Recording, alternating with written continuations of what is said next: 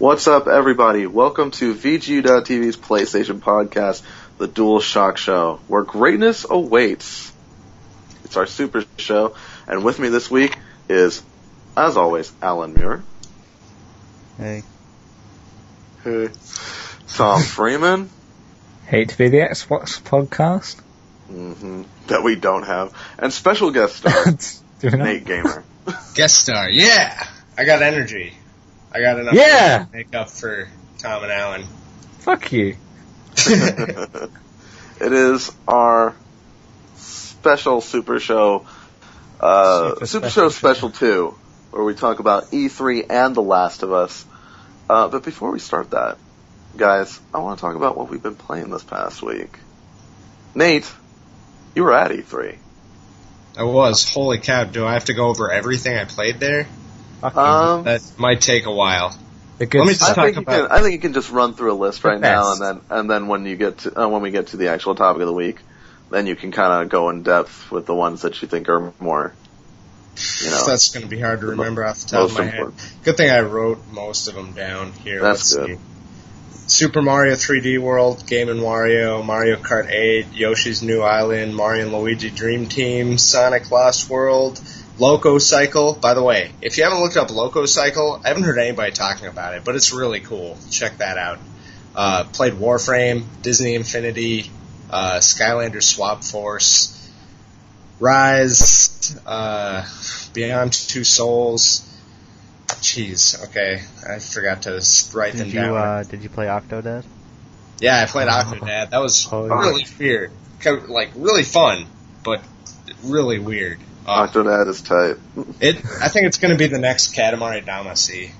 It looks so weird and so fun that I'm actually really excited for it. Does look amazing. I love the trailers for it. It's one of those ridiculous titles that you just want to scream out because it makes you like Octodad, Dadliest Catch. It reminds me a lot of Quap.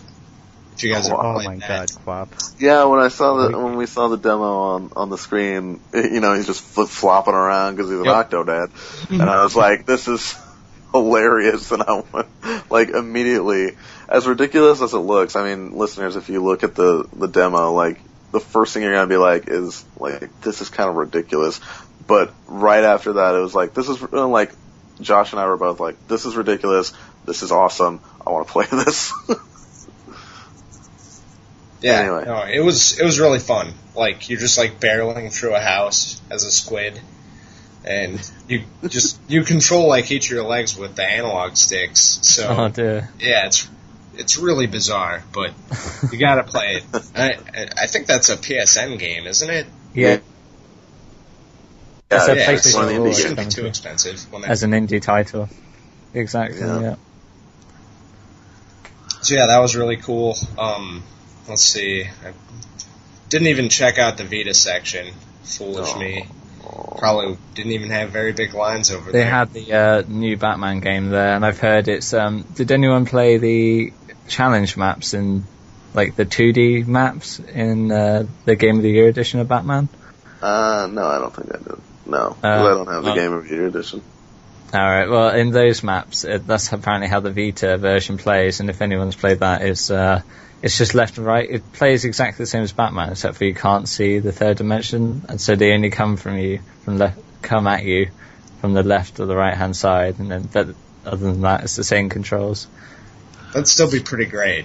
Yeah, apparently it does feel fine. So. Speaking of Batman Arkham Origins, that's Arkham Origins Blackgate, but speaking of Batman Arkham Origins in general, listeners, head on over to VGU.TV or to our YouTube page, youtube.com/VGU.TV official.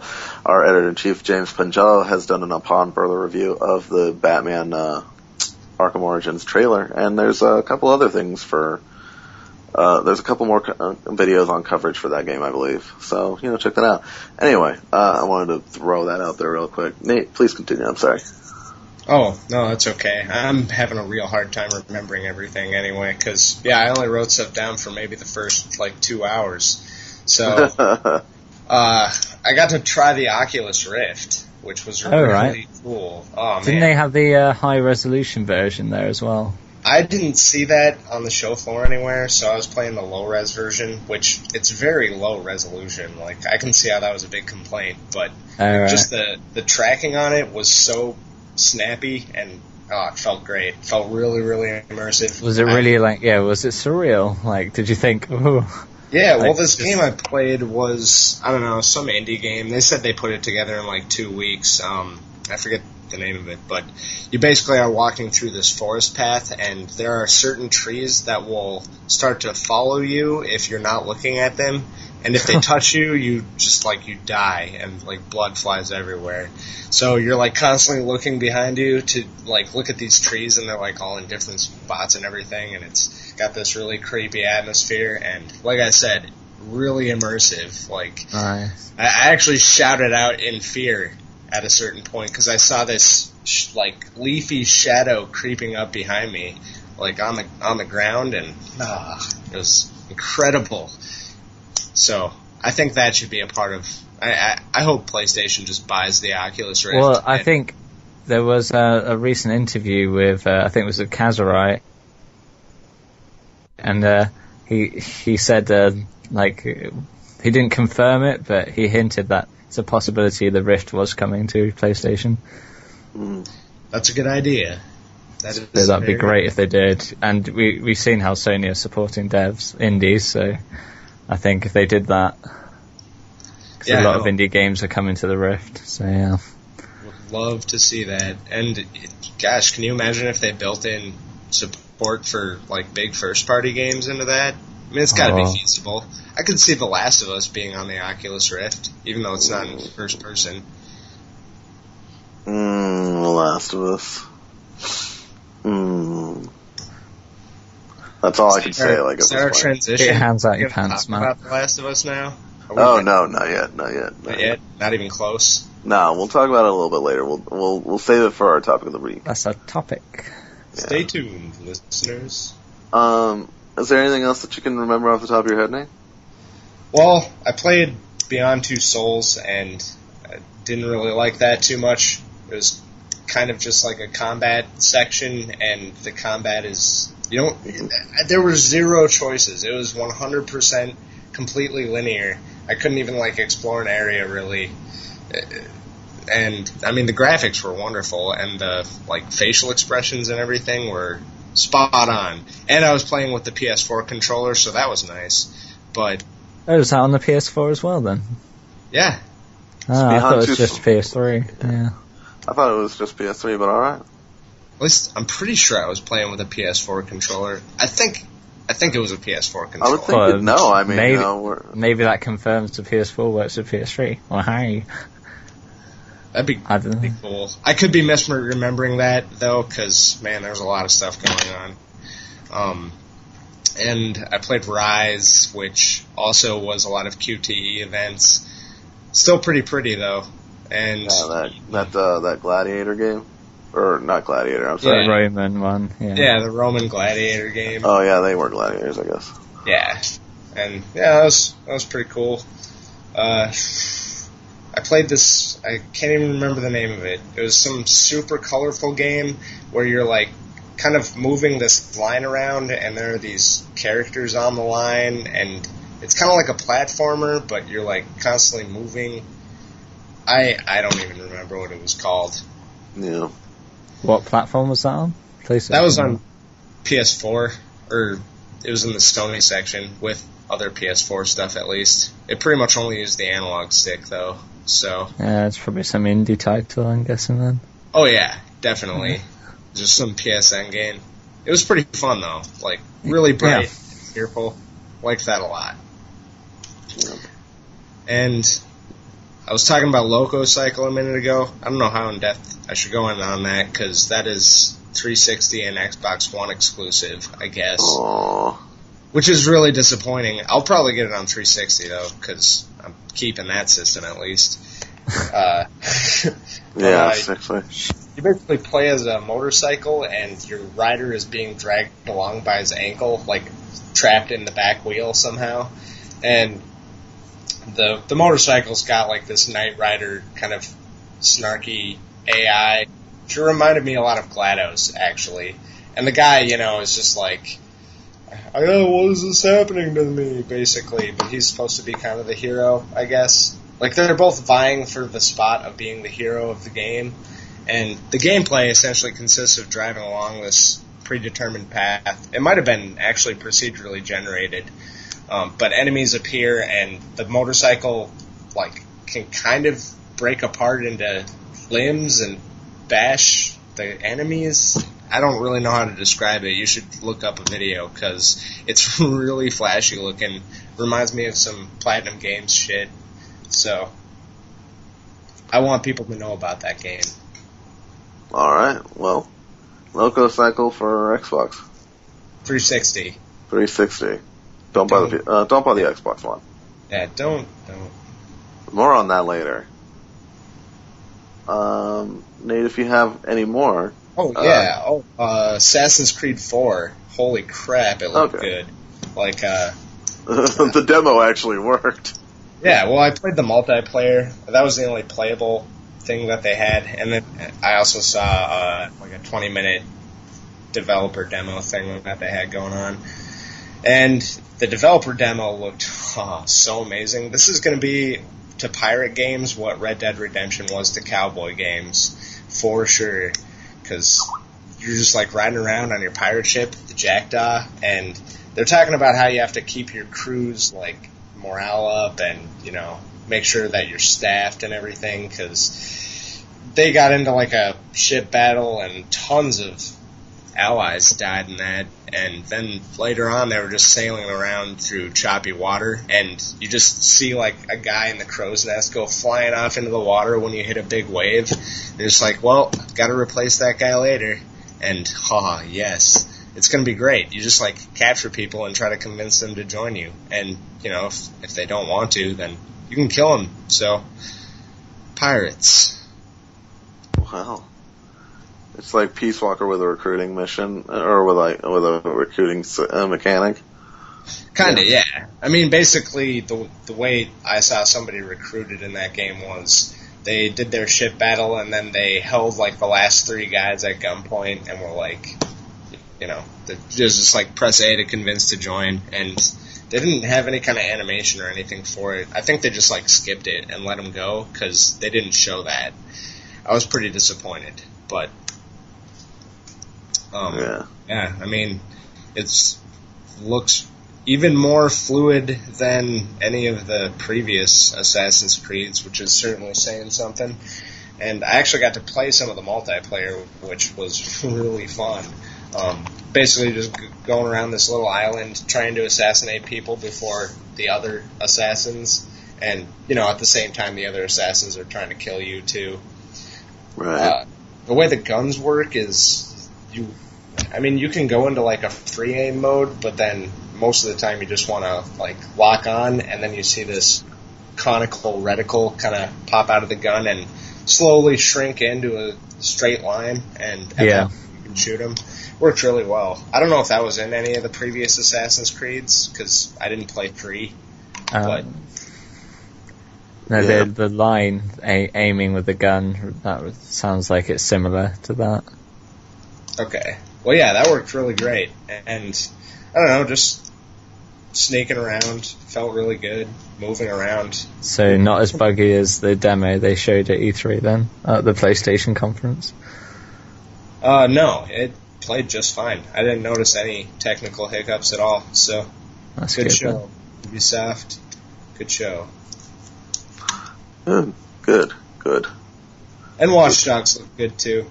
Didn't get to play that either, but they did show how the multiplayer works, because apparently they had another guy playing just off on the other room, and he came into the game and started hacking, your player character, and you see on your screen that you're getting hacked, and you have to find the guy, and it gives you a spot on the map where they might generally be, and then you have to go in and scan all the people until you find them, and then you have to kill them too after that. So I don't know, just basically seemed like trolling multiplayer. You go into somebody else's game and just mess with them, and I guess you get their information about the city which is useful in some way. I guess they didn't explain that very much, but yeah, basically just seemed like trolling, and I'm okay with that. That's a great multiplayer mechanic. Good. I like that. I like that idea. Alright. So basically, I guess I'm having trouble putting it into words. Is Assassin's Creed 4 going to be another one of those games where it's like you could be playing single player, and then all of a sudden it's like, oh shit, somebody's in my game? Or is that just Watch Dogs? I think that's just Watch Dogs. At least from what I saw in Assassin's Creed 4, it was strictly the multiplayer was a mode in and of itself. But I mean, they did have some smart glass crap, if you want to hear about that. Oh, no, I don't. Fuck no. Which podcast are you on? Then again, that stuff might be integrated with the Vita. You never know. Yeah. Didn't they announce another Vita game, actually, talking about Assassin's Creed? I think they announced another Vita. Not that the other one was good.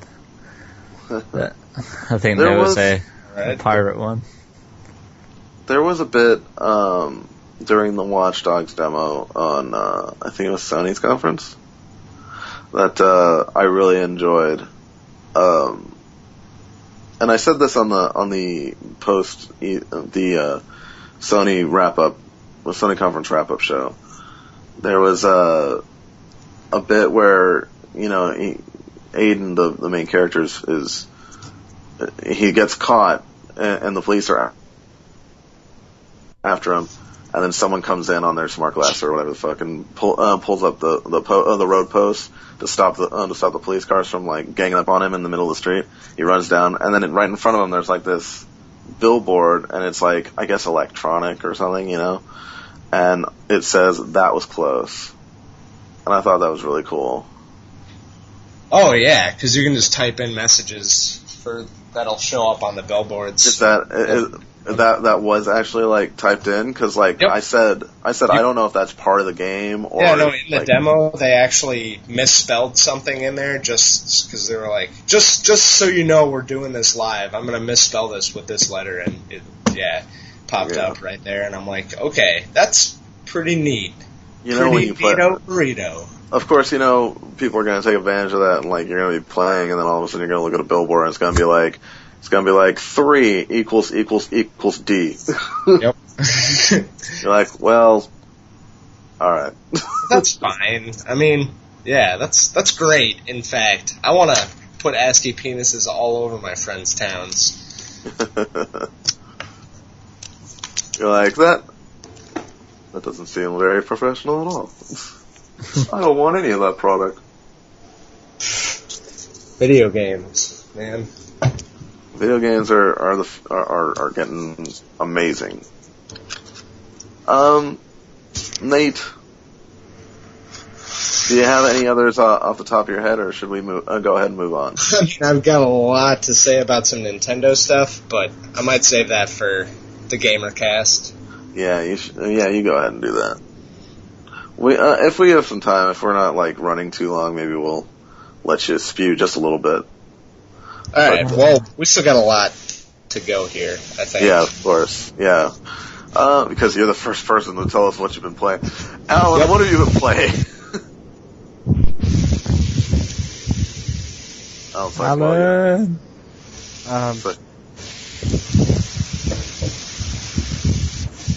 Nate, are you cooking something? Sorry, that was a fan. Oh. I took care of it, though. We good? Kind of, there's still something. There's like a little hiss. Do you have a faucet running? How's that? That's There better. you go. Yeah, that's much better, yep. I've been playing, I played with Matt, Operation Raccoon City. We finished Yes, that Oh, up. dear. We did, How and you crap can was find that? those videos. Oh, you can find man, those videos on YouTube. Yeah, the ending was a mindfuck. Yeah, I didn't expect it at all. Did Like, it change your Matt life? killed me. He knifed me in the face. spoilers. Oh, nice. Spoilers.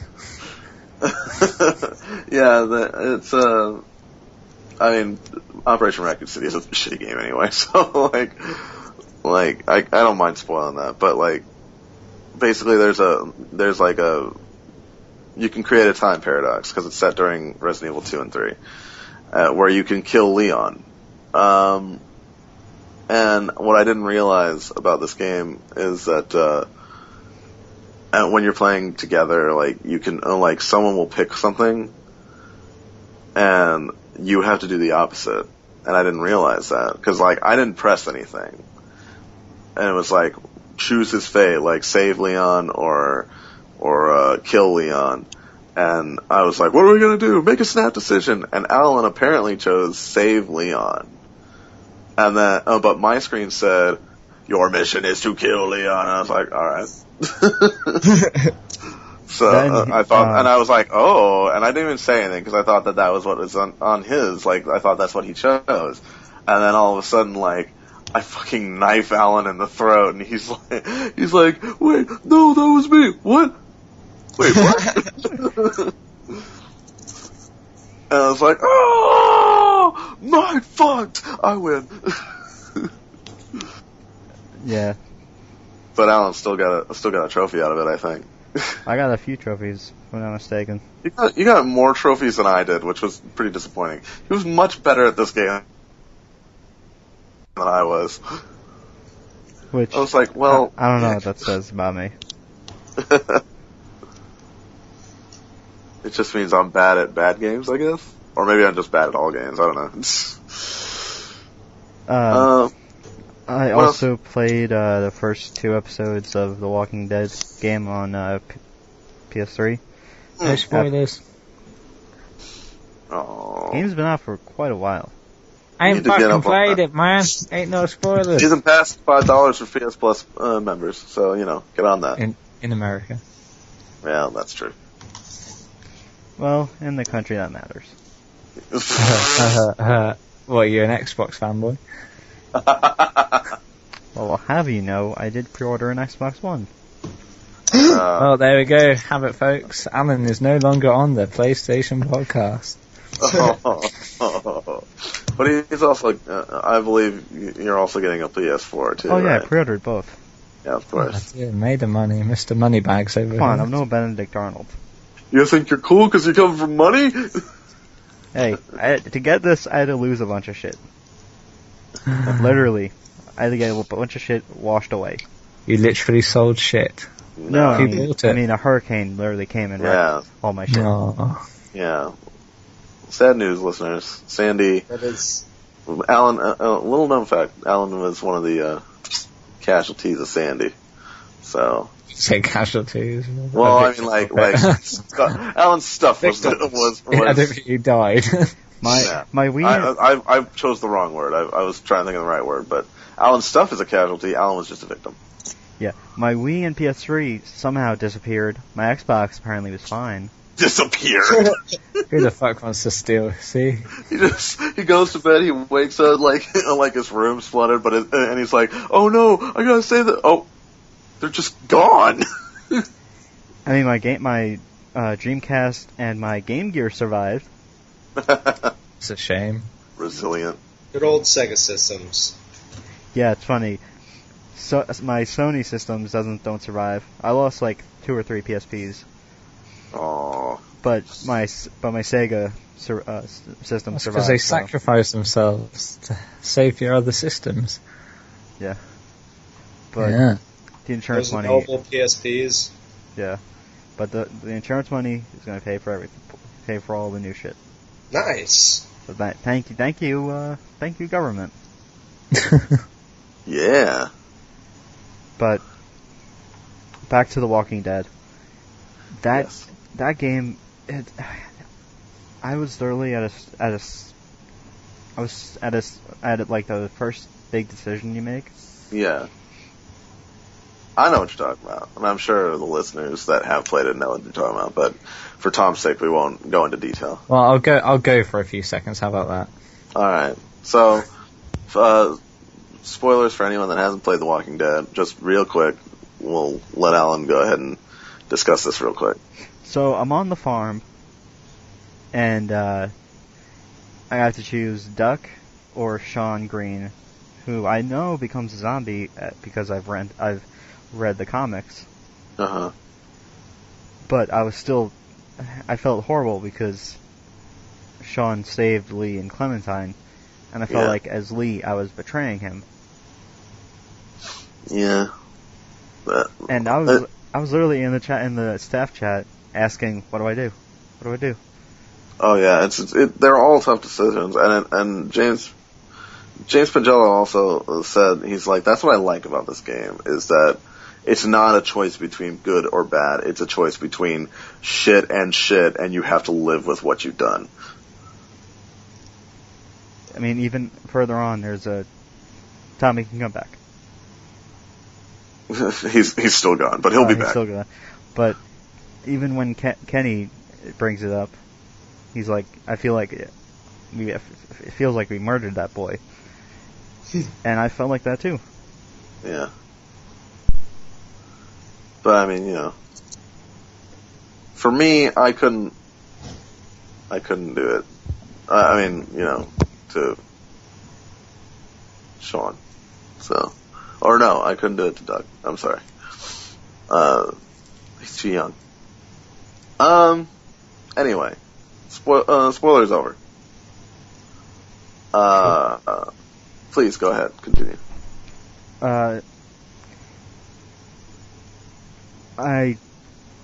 For some reason, I decided to, this made me regain interest in the TV show. Uh-huh. And boy, was that a mistake. What? The Walking Dead? I love the TV show. It's hard for me to watch it as someone who's read most of the, 96% of the comics. Hey, I am right there with you. Boom. But it's... You just gotta look at it as like a totally separate beast. Like it's going its own way. I mean, I know, I view it as its own alternate dimension. Yeah, exactly. As opposed to the comics, which is an alternate dimension. This is an alternate. Just think about it as an alternate dimension, and you'll be fine. But yeah. and that led to me wanting to play The Last of Us, which I couldn't because I decided to download it instead of buying it retail. Yeah. So and I basically took about. I got up yesterday at about noon. I went to download it. It said 6.5 hours. I'm like, okay. I forget that my PS3 has the auto shutdown. Oh, you didn't turn that off. Oh. So it turns off by itself. I come back. I'm like, well, fuck. So I turn it back on. It's about 5 at this point. And it says, okay, it'll be 6 hours. And I say, okay, I'll wait done. I'll wait till 11, 11:40 something to play. I then check at 10. It says 2.5 hours. I'm like, well, fuck this. So I still have not played it. Oh God! I watched the first. I don't know why you do that to yourself, Allan. Because I had to prepare myself, and I was right in proving, and I wanted to see if there was anything that would affect me, and I was right. There was something that would affect me.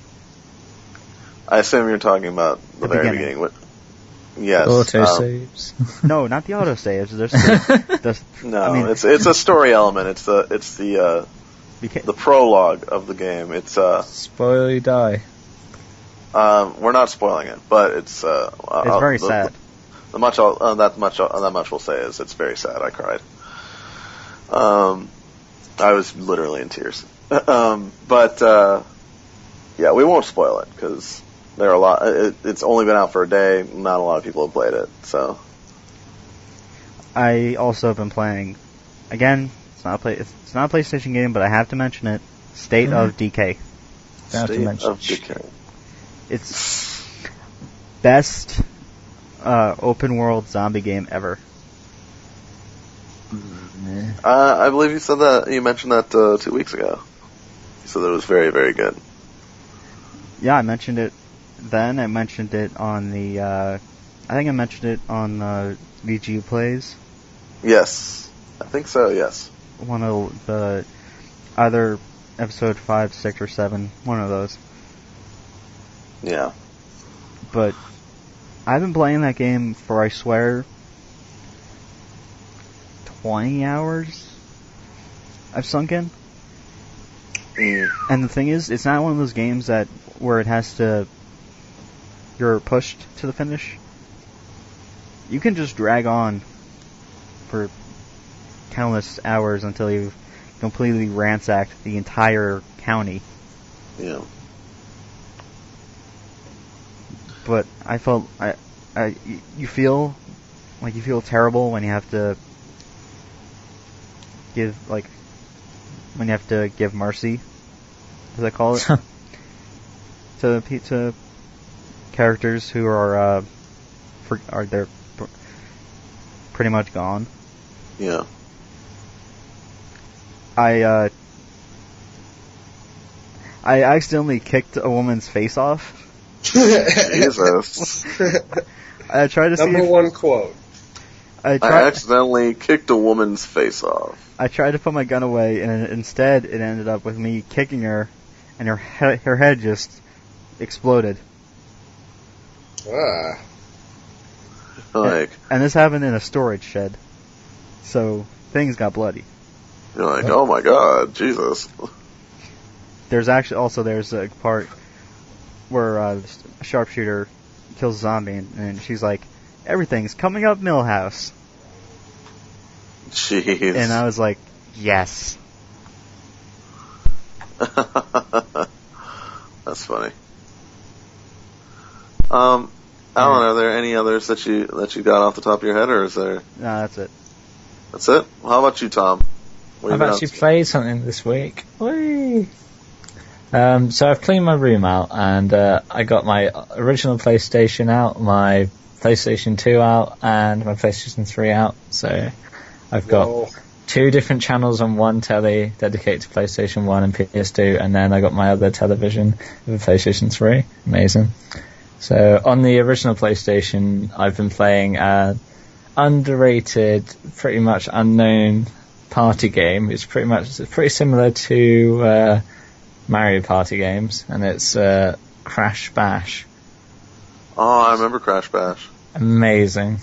I'd say I've been having so much fun, but I'm currently stuck on it. I'm trying to 100% it because I could never do it when I was a kid. So that's been great fun.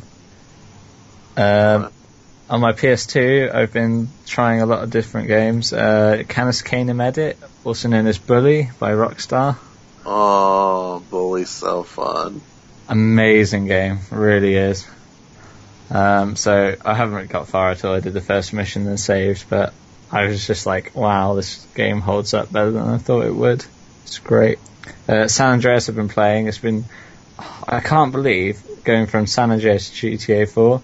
Like, when I first got GTA 4, I was like, the driving shit. And then playing San Andreas, it's like, how do I ever like this driving? It's awful. Yeah, they're all... you just press X and go 1,000 miles an hour. And then it's way more arcadey. It's so arcadey. Yeah, the PS2 Grand Theft Autos their driving is not as fluid. Like the driving in GTA 4 is trying to be a little more realistic. Yeah, I still think the cars go a bit too slow in GTA 4 for a GTA game. I think they should be going a bit faster.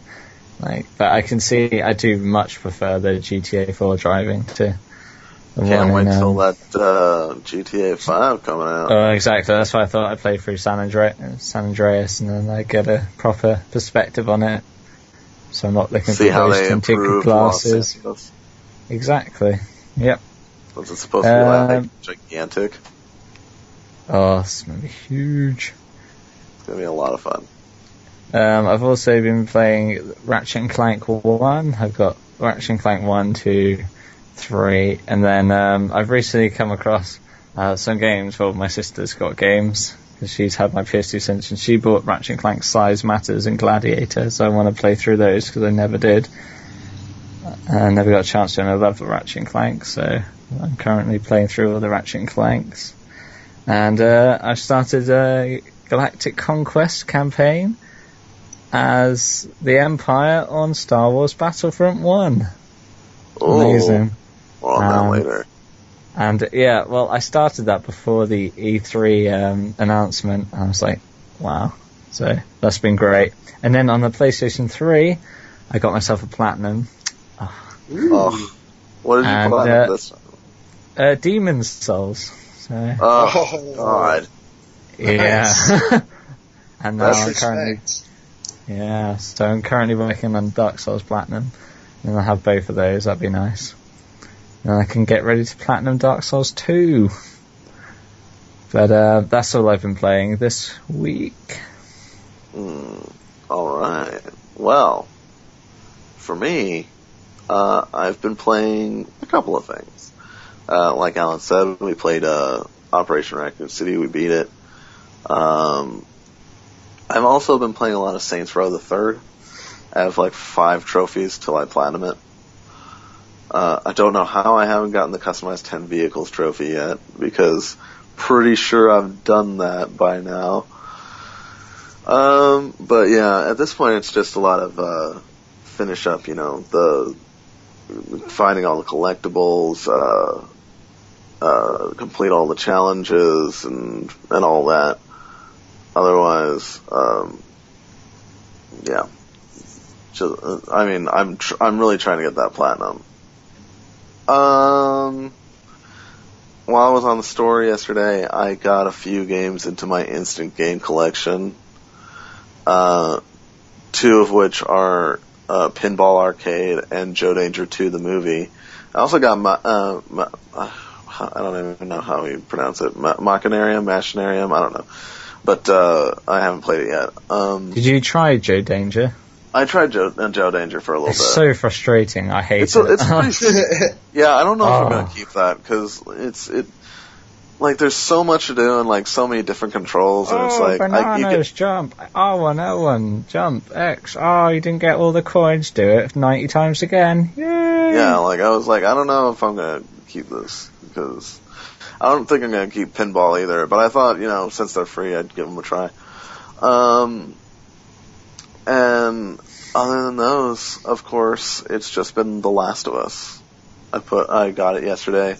Couldn't get it the day before because somebody in my game. So I was like, "You going to the midnight launch?" I was like, "Fuck yeah, I'm going to the midnight launch!" And then I go there and nobody's there because apparently, like I asked him, I was like, "What happened?" And he goes, "I guess they canceled the midnight launch because people were still on their way back from E3." I was like, "Oh, okay, well that's fair." Anyway, so I got the game and I put it in and pretty much did not stop until like, I don't know, it had to be like 2 o'clock in the morning. I just did not want to stop. It's just so good. I love it. I love it very much. I can't wait to talk about it, but more on that later, listeners. It's time to talk about the PS Plus deals. That's what we've been playing. Let's talk about what you're going to be playing.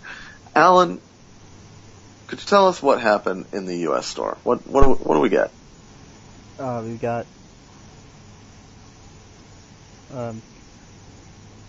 Games. Did you spell Deus Ex wrong on purpose, Matt? Maybe. Because I'm seeing Deus Ex.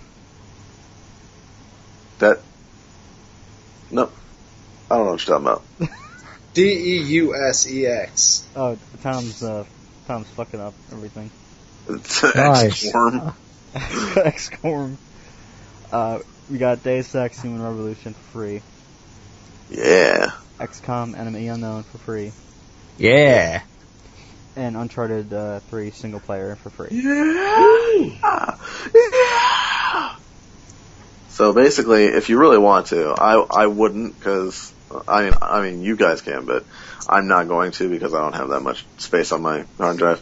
You could literally just like sell your copy of Uncharted 3 and just get like the single player and the free to play multiplayer. Multiplayer is mediocre, single player is mediocre. Disappointing Uncharted game. You're wrong. So, No, I'm not. Uncharted 2, the difference in quality between Uncharted 2 and Uncharted 3 is night and day. You can tell the Last of Us team with the Uncharted 2 team. Uncharted 2 is good, but Uncharted 3 was really good too. Uncharted 2 was amazing. Uncharted 3 was good. You're just silly and angry. No, I'm not. You can't hear it, but he's teeming with rage. Lies. I love the multiplayer though. Josh and I always play it. Allan, you play it with us as well. We occasionally live stream it. Look for those at some point. What else did we get? We got Contra Shattered Soldier. Ooh. As a PS2 classic for $9.99. We got Aliens Colonial Marines. Oh, winner. The much loved Aliens Colonial Marines. How's your season pass? How'd the DLC work out? I haven't even touched that shit. You can get that for a paltry $39.99. Oh, Still too expensive. That's fucking chump change right there. It's a complete ripoff. Get it when you get paid for it. Yeah. I doubt they're going to be putting that on PS Plus anytime soon. Allan's tone every time, Tom's like, how's that season pass working for you? Allan's tone is just basically like, shut your fucking mouth.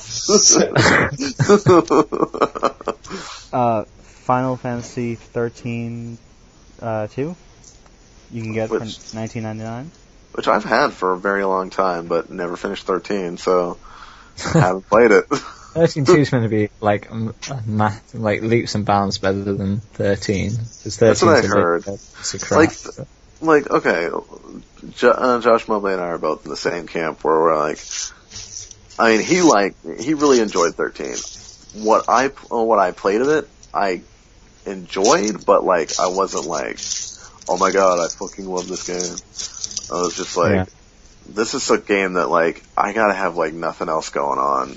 Or because it's this is a commitment. I gotta be able to sit down and be like, okay, so this is what I'm doing. Yeah. Because it's so hard. I keep eyeing up the Skyrim Legendary Edition at the moment, even though Skyrim's a piece of laggy bullshit shit that Bethesda needs to get off their fucking asses and fix. But I really want to play the DLC for that.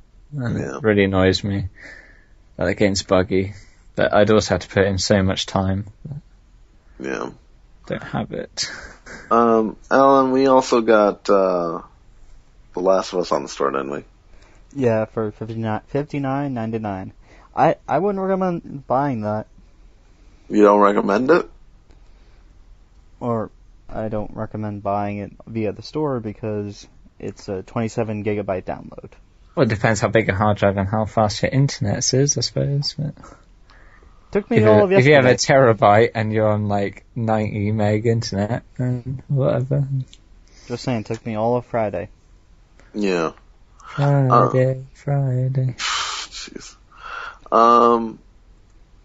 Yeah, plus, if you pre-ordered it at GameStop, you got so many good deals. Anyway. Wait, what do you get again if you pre-order at GameStop? I haven't even looked at that. If you pre-order at GameStop, I got 10 different things. 10? Actually, yes. I'm actually going to open up the store again. Actually, but just off the top of my head that I remember, there was a couple multiplayer things. There were 2 single-player skins, and I got the Last of Us soundtrack. How is the soundtrack in that game? Have you listened to any of it? I mean, I haven't listened to the soundtrack proper, but during the game, what I hear, is really good. It really sets the tone. It's basically if you saw any of the trailers, it's basically that. Yeah. I've been really wanting to, after playing Ratchet and Clank games on the PS2, I really want those soundtracks. I wish some more game soundtracks were made available. Every game should come with it. Or at least be able to rip it off the disc. Truth. Yeah. I hope one of those single-player skins that you got through GameStop is that changes Joel to Jack and Ellie to Daxter. Imagine how great that would be. Tom, what did we get what did you guys get? I should say in the EU store. Nothing worth mentioning. Mm-hmm. PlayStation Plus got XCOM, yay! Demon Souls, amazing. That explains a lot of the reason why I went back and platinumed it, because the friends have got it, so I had someone to play it with, instead of being sad and alone. And then we got a lot of E3 discounts, but they're pretty mediocre. It ranges from some Infamous bundles, some DLC bundles, for Call of Duty and Killzone. Nothing great though. But notable additions and deals on the store for everyone though is Tekken Revolution free for everyone. Woo! Carnivore's bundle with a price of $5.99. Final Fantasy 13-2's on the store for $15.99. The Last of Us is up on the store, which Allan advises not to do through download at $39.99. And we have a demo of Hatsune Miku Project Diva F. That's a mouthful. I've no idea what that is, but I'm sure it's crap, so don't bother. Before I continue with the E3 sale, I thought I'd let you know. I've actually got the store open right now. I'll let you know what I got with my Last of Us pre-order. I got the Last of Us soundtrack, a Joel Winter avatar, an Ellie Winter avatar, the Sights and Sounds pack, which I believe is City Dynamic theme, yes, which I'm actually going to install in a little while. The Last of Us bonus loadout point for multiplayer, bonus single player skin for Joel, a customizable surgeon mask for multiplayer, and it's like scrawling, and Jeep cap, a bonus supply point for multiplayer, an Ellie bonus single player skin, and the Last of Us melee survival skill for multiplayer as well. So that was all the stuff that I got, just for pre-ordering at GameStop. Not a whole, there's a lot of things, but it's mostly avatars and multiplayer and skins and all that. But still, it's bonus. It's a pretty good deal. It's good. It's bonus, So, and the soundtrack is really the coolest thing that you get. So. Yeah. Anyway, there is an E3 sale on the store, listeners. It's pretty awesome. We have, before I continue, the first price of every game that I give you is the price that I give you right now. Is the price for regular people. The second price that I give you for each game is the PlayStation Plus price. For NBA 2K13, $41.99, $29.39. Far Cry 3, $41.99, $29.39. Borderlands 2 is $27.99, $19.59. FIFA Soccer, $41.99, $29.39.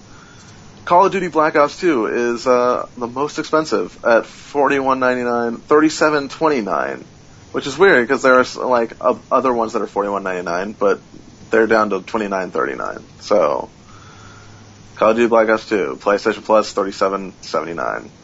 Ridiculous. Assassin's Creed 3, $27.99, $19.59.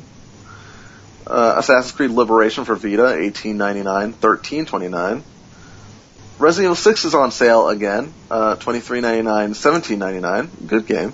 I don't know, Tom. I think you disagreed with me a while back when I said that. I think you're no, that game was a piece of shit. Which game was it? Sorry.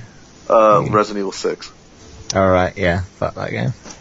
I really enjoyed it. I thought it was good. Well, my impressions are based on the demo anyway, so maybe the demo was a bad impression, but if the demo is going to be... I think they improved it, so I would give it a shot at some point. Okay. Eventually, Allan and I are going to be doing VGU Plays co-op edition of Resident Evil 6, but first we're going to get through Resident Evil 5 together. So stay tuned on the YouTube channel for that. Tomb Raider Digital Bundle is $22.49, $20.24. My girlfriend was going to kick herself because she already bought the game at $30 and was when she finds out, she's going to be fuck! Dishonored is $23.99, $21.59, which is apparently a really good game. I haven't actually played any of it, but It does look pretty good. The Walking Dead Season Pass is $9.99 or $5. XCOM Enemy Unknown is $27.99 or, as previously mentioned, free. God, it pays to be a PlayStation Plus guy. And finally, Metal Gear Rising is $39.99 and $29.99. So that's our E3 sale. Exciting. And finally, it's time to talk about E3. It's time for This Week in PlayStation, and in this new segment, we've got everything E3. Yay! We're mostly covering the stories from the Sony press conference, but when we get to our topic of the week, we'll kind of branch out and talk about the other games that we know are also for the PlayStation. So, Allan, would you like to start us off, or? Say what now? The news stories. The news stories. Do you want to start us off? Oh, yeah. He's like, what? It's been confirmed by Captain Jack Tredden that The Last Guardian, the long-delayed game from Team Ico, is now on hiatus. This is not really that surprising, considering the game has not been acknowledged in years. Sad times. I remember a time when I used to be excited about that, and that was near the launch of the PlayStation 3, so it says a lot about really the development ridiculous. of that game. We haven't heard from that. I mean, was it already in the PlayStation 3's life cycle, or was it just before? Because I think it's been at least... I can't remember. I think it was meant to be a PlayStation 3 title, but I think it was meant to be an early title. Yeah. I think it was I think it had to be at least 4 years ago that we saw that trailer. I reckon even 5. It might have been 4 or 5 years ago. Oh yeah. For the trailer, yeah, it might have been 4 then. One trailer that yeah, that everyone was just like, hey, it's the thing, monster dog bird's gonna die. Yeah, because everybody saw that trailer and they're like, there's only 2 ways this is gonna end: that kid dies or that creature dies. But yeah, they showed off a trailer for The Last Guardian, which looked amazing, and we were all like, oh my god, it's so beautiful, oh my god, I want this. But over the past 4 or 5 years, we just haven't heard anything else. Well, they had the head of the studio left, I think, at one point as well. Yes, but I think, then there was the creative director. He was like, no, this just isn't right. No, we gotta start over. I think he said that they started over at one point. I wouldn't be surprised if they did it at several points. It's ridiculous. It's almost as long as the lifespan as Duke Nukem. So, and Duke Nukem turned out shit. So hopefully Last Guardian doesn't, because that'd be a real shame for their studio, especially after this much time and money. It is really a shame, and it's crazy to think about how Team Ico has gone an entire console generation without putting out a game.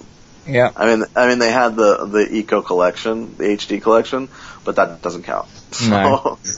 I'm so surprised Sony's put up with it. I mean, they did the same with Polyphony when they were meant to come out with Gran Turismo 5. They massively delayed that. Yeah, and that was meant to be a launch title, and they ended up giving out a prologue, Gran Turismo prologue. I don't know. And then Gran Turismo 5 prologue back, and I think. And then eventually they came out with the game, and it still wasn't finished. Or 08. Because they wanted to do because they're perfectionists in that studio, and they wanted to do every interior of the car exactly how the real car was. So but there's only 200 cars or something that were perfect, and the rest were just generic in the inside, just the outside was done. Yeah. Yeah, I just think it's kind of Sony's fault. They should, every now and again, look at these studios and just give them a proper, strong deadline. Yeah, well, Let's continue. At Sony's E3 press conference, it was announced that your PlayStation Plus subscription will be carried over to the PlayStation 4, which was no surprise, of course. But the surprise that we did get was, unfortunately, PlayStation Plus is now required for multiplayer. But not free-to-play games, not free-to-play games. And Warframe and Destiny and stuff. You won't need it. But there are a lot of Destiny isn't free to play. Oh, is it not free to play? No, it's not. No, it's a retail. What are you talking about? My bad. You're losing it. There are a lot of games. There's so many free to play games now, so I can't keep an eye on. Yeah, there are a lot of games that I've noticed at E3 that they kind of. You could start in a single player game and then all of a sudden your friends just kind of drop in, like no lobbies, just they drop in. Yeah. And I wonder how, like, I guess you'll just have to go it alone if you don't have a PlayStation Plus account. So I'm wondering if that's not restricting you from playing anything. Yes, exactly. And that's one of the reasons why PlayStation, like, I'm not that disappointed about it. Like, it's kind of disappointing that they had to resort to that, but the I problem understand. is, like, there's no alternative now. If you don't like playing a subscription, tough, you're going to have to for whichever console you choose. Yeah, but still, it's a better deal to get the PlayStation 4 because, as this next story tells us, the price of the PS4 was revealed to be $399 US. Yeah. As opposed to the Xbox One's jarring and fucking ridiculous $499. Mostly because the Xbox One is every Xbox One is packaged with a Kinect, or the portable NSA. Yeah, it's ridiculous. So they had to charge extra. This is why the PlayStation 4 is going to be a much better deal, because it's a $100 difference in consoles, plus you still have to pay $60 a year for Xbox Live, but it's only $50 a year for PlayStation Plus.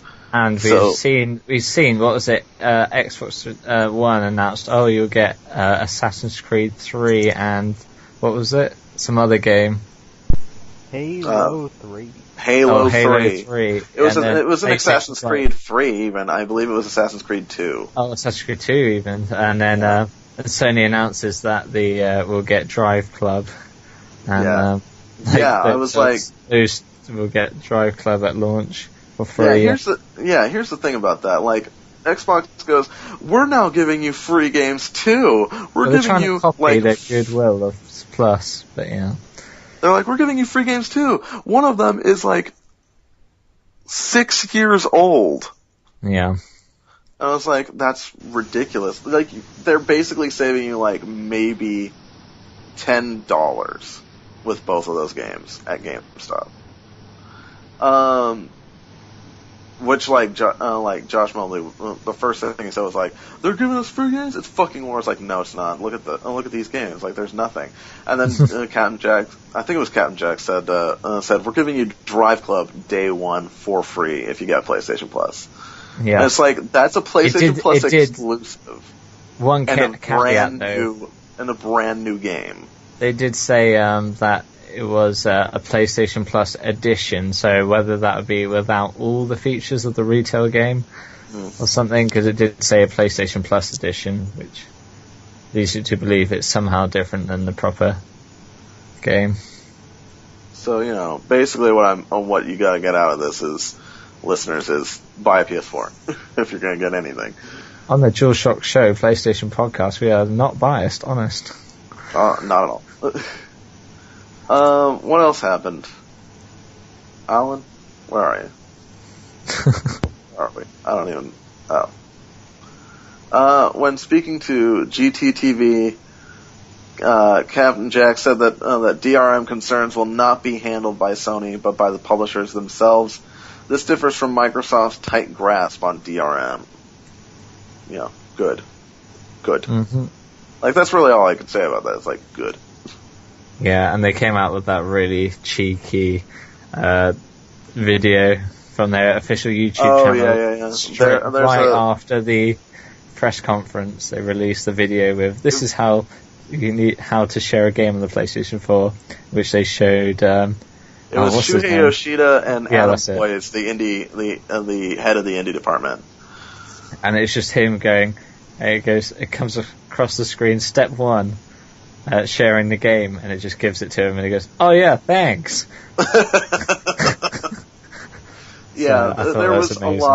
Sony made a lot of jabs at Microsoft during their conference, Because they could.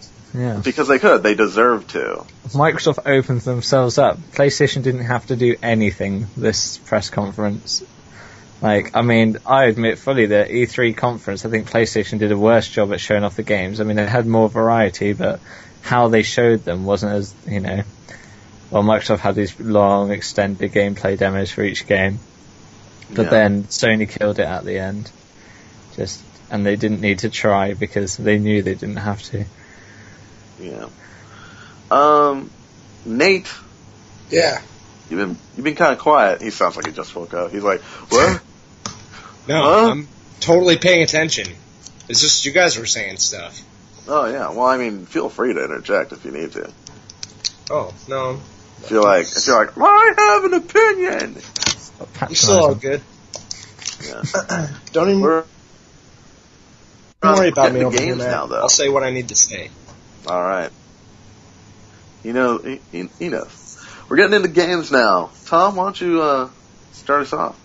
At the show, Square Enix did the unthinkable. They grew their balls and changed Final Fantasy Versus 13 to Final Fantasy 15, and in turn announced Kingdom Hearts 3, causing many people's pants to need changing, because VGU is full of light. It was also confirmed that, bloody hell, I'm dying here. Was it Final Fantasy 14, A Realm Reborn, will be available on the PlayStation 4 as well. Yeah. That's the MMO, isn't it? The multiplayer. Yeah, the MMO. Fantasy. Yeah. That's like apparently not very good, but Yeah. yeah, I was really happy that they finally did that because, we're 1 for 2 on games that we hadn't heard in a really heard from in a very long time. We got nothing from The Last Guardian, but finally, Nomura, it's Nomura, right? I sometimes get everyone mixed up. I believe it's Nomura, came in and he goes, so, you remember that Final Fantasy Versus 13? Well, we don't have it anymore. Because we call it Final Fantasy 13! And you're like, oh, at least we finally get to see it. So, because, I saw the trailer and I saw the, a little gameplay demo, I guess it had to be 6 years ago, and it looked good. I was excited for it. I wanted to play it. And so I'm glad that it finally gets to see the light of day. Kingdom Hearts 3, all I can say about that is fucking finally. I don't hate Kingdom Hearts. I think you should. There's a round table somewhere in VGU.TV. Yeah, I remember that. About sequels or maybe it was just about Kingdom Hearts. But I said it doesn't need to be rebooted.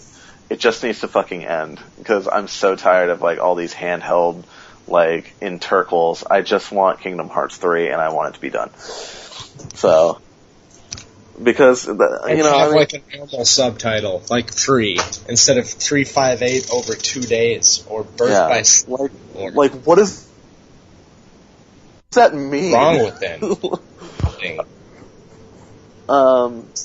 So, yeah, but most surprising about that was that, not Final Fantasy 15 because the 13 was also on Xbox, but that Kingdom Hearts 3 would be on Xbox as well.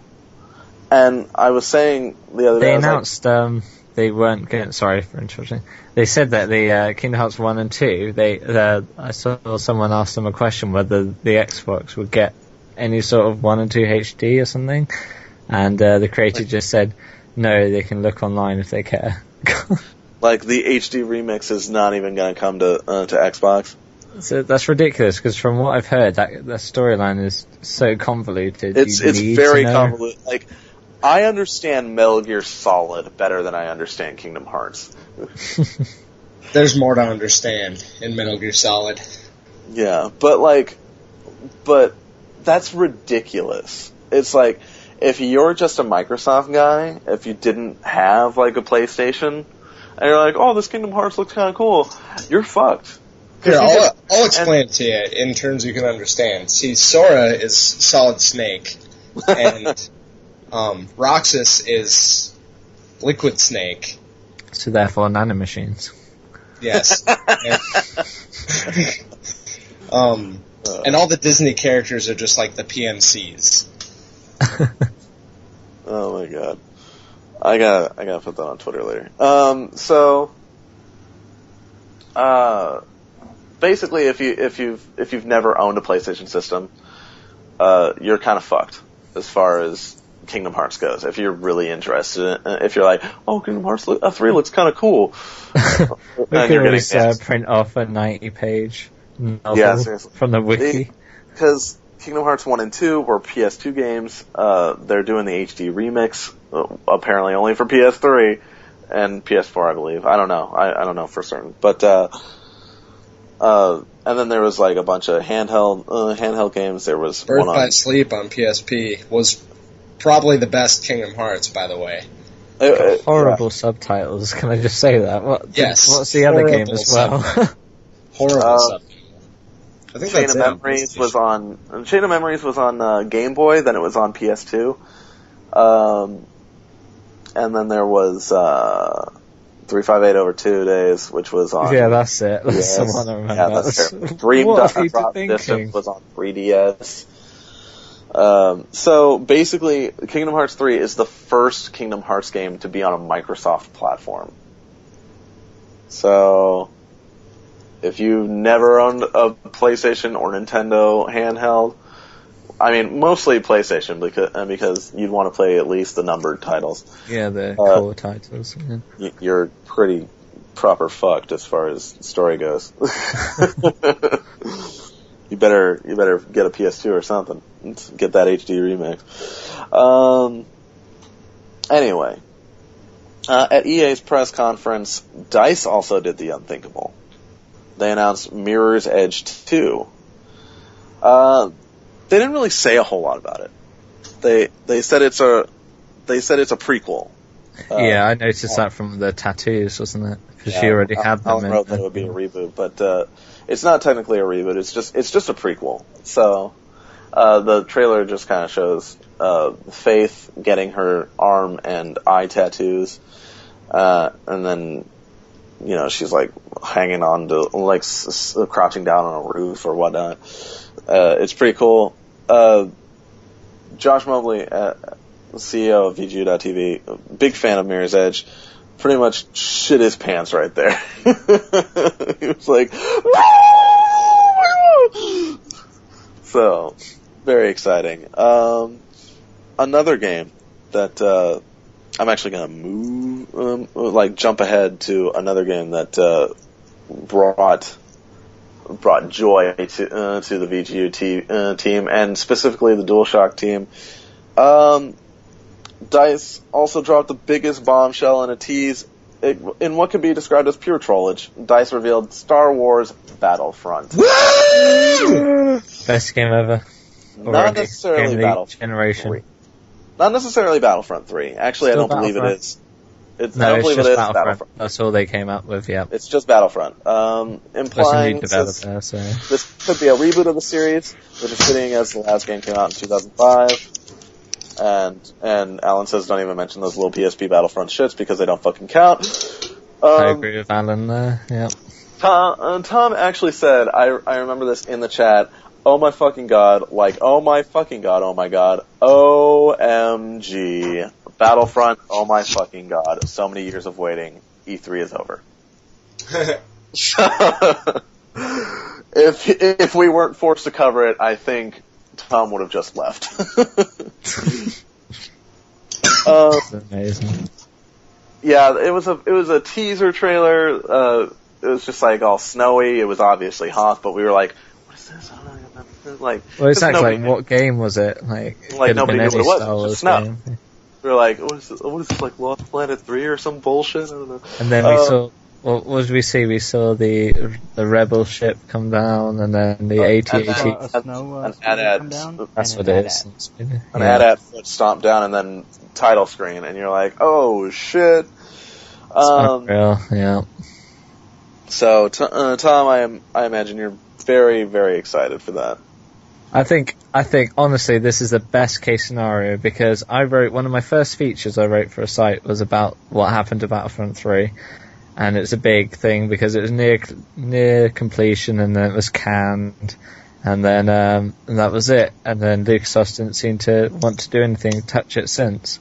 But since Disney bought Disney bought LucasArts, and then EA signed some sort of deal with them for Star Wars games.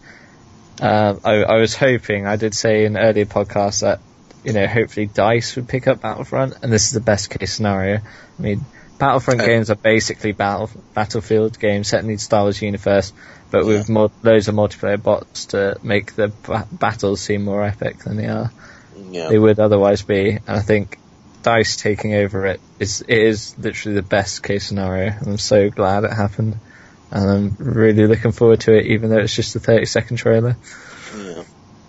Little do you know that Tom is actually in line to buy it right now. He doesn't know when it will be released, but he is. I have a tent outside multiple different game retailers. Yeah, it's like a little safe house. He just keeps it set up. He just waits there.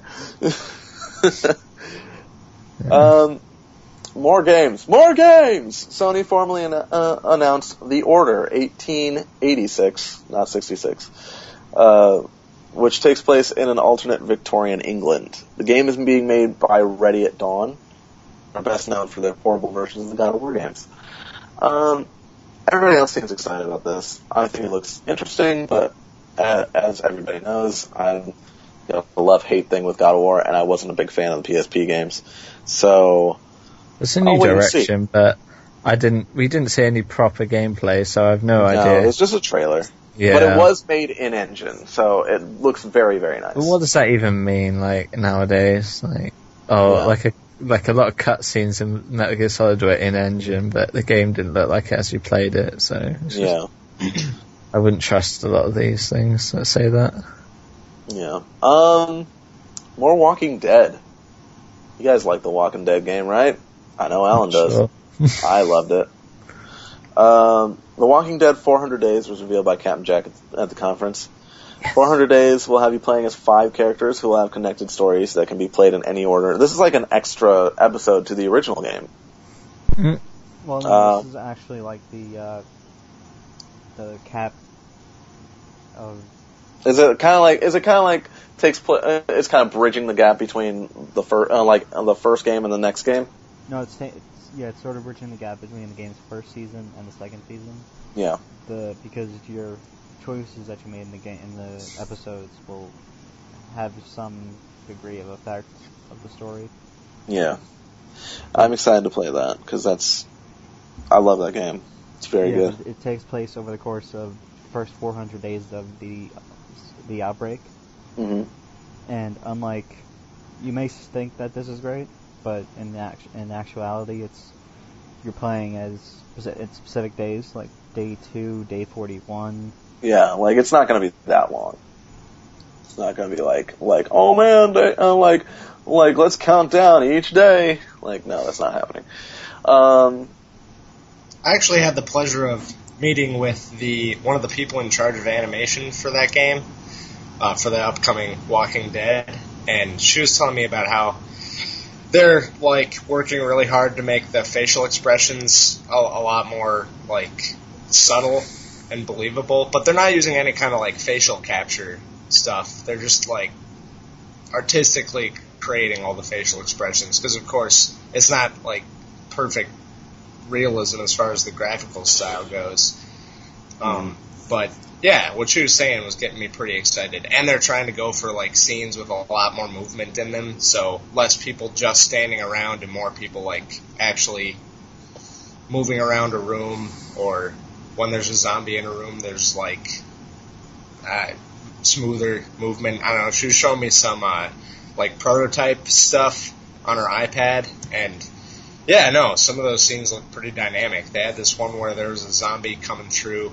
It was all the textures and stuff were clearly not finished, but the actual animation for it was really neat. They had this guy grab a coat hanger thing and just bash the zombie, and the zombie just flew off just so realistically. It was great. It wasn't just all of a sudden it's on the ground. It actually spun around kind of in place because it got hit in the head and was on its hands and knees basically. So, yeah, I'm excited for that game. Good, very good. Another game that I'm really excited about is Ubisoft's The Division. Yep. They showed off a new IP at their press conference. It's a Tom Clancy game, which I didn't realize.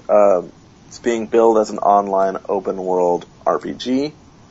The game will also feature tablet, smartphone integration as well. It was a very impressive show.